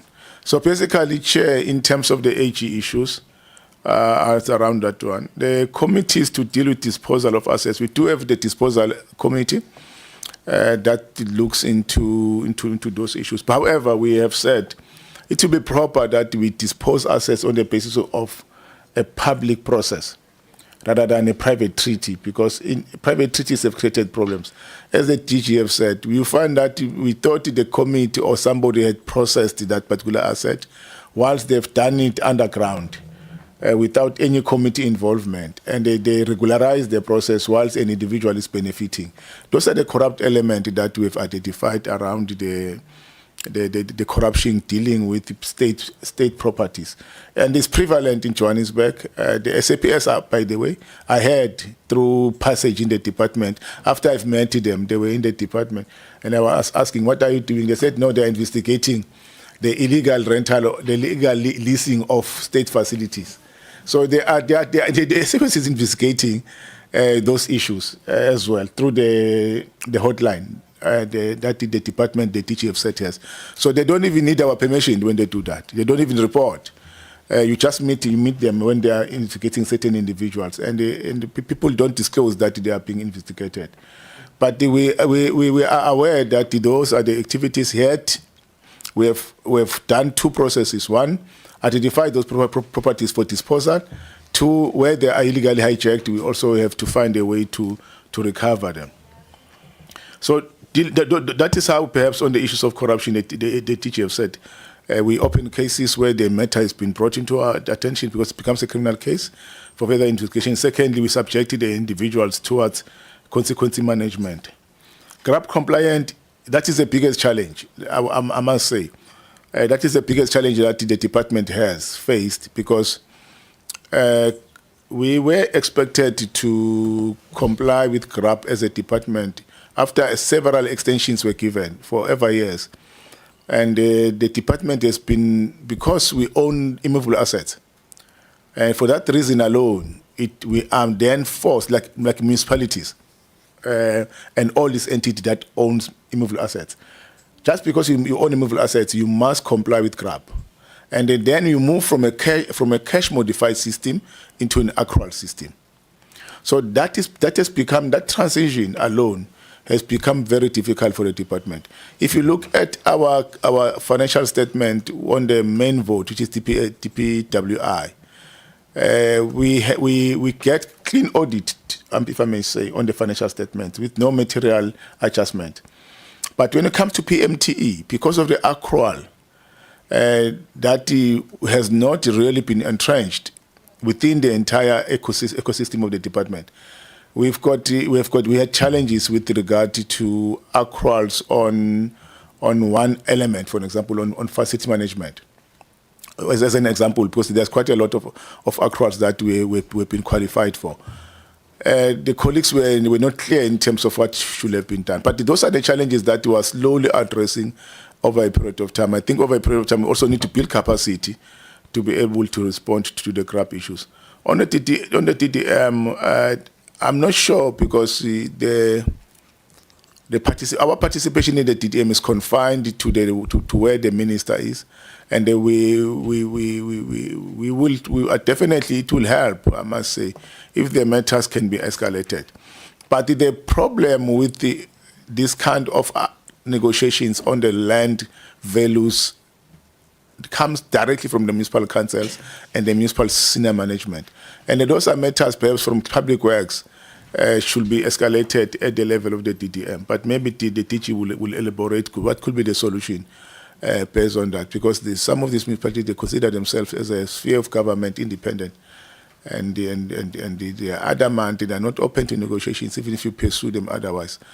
So perhaps the DG maybe can also elaborate on that one. Thank you, Chair. Thank you very much. DG, anything else from you? Acting DG, anything else from you?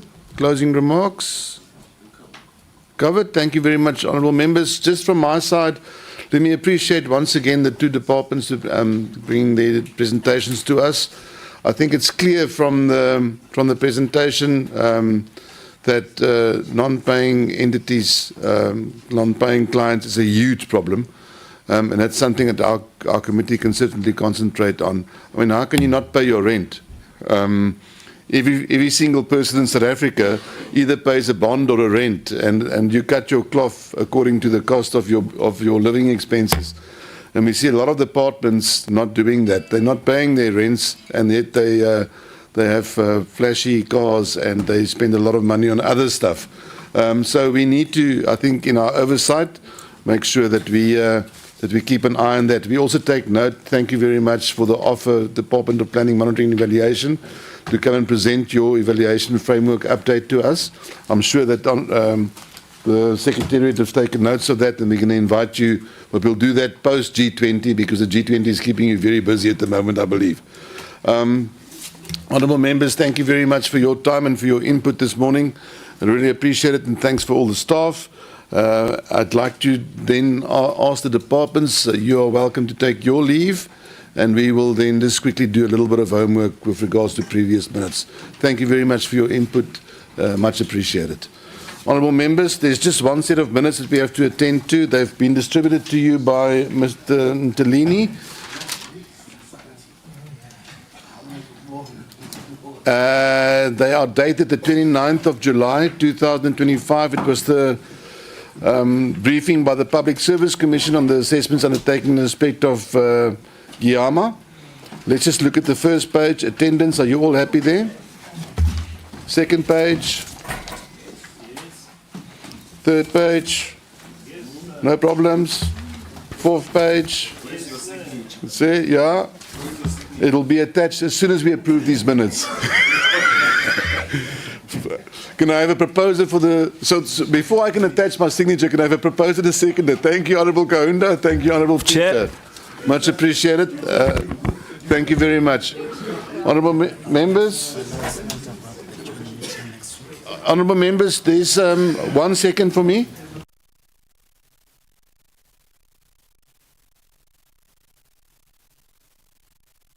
Honourable members, we are planning to have a joint committee meeting next week, the 9th of September, with the Portfolio Committee of Public Works and Infrastructure with regards to the oxygen tender, the swing arm tender findings.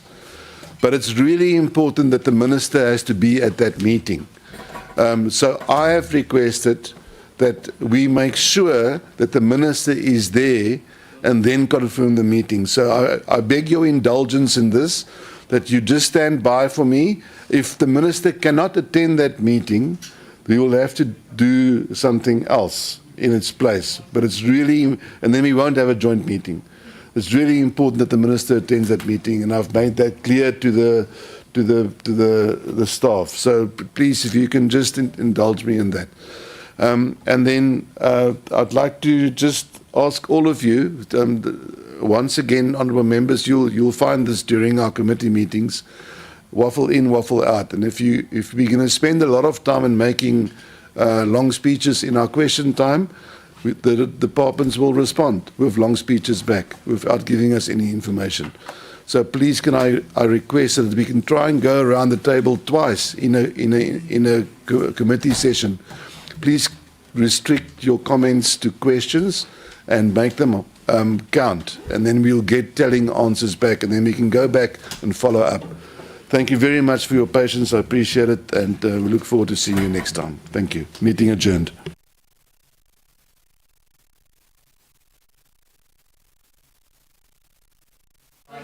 So lunch will be served. Honourable Kaunda is standing by with his credit card at Nando's. Thank you.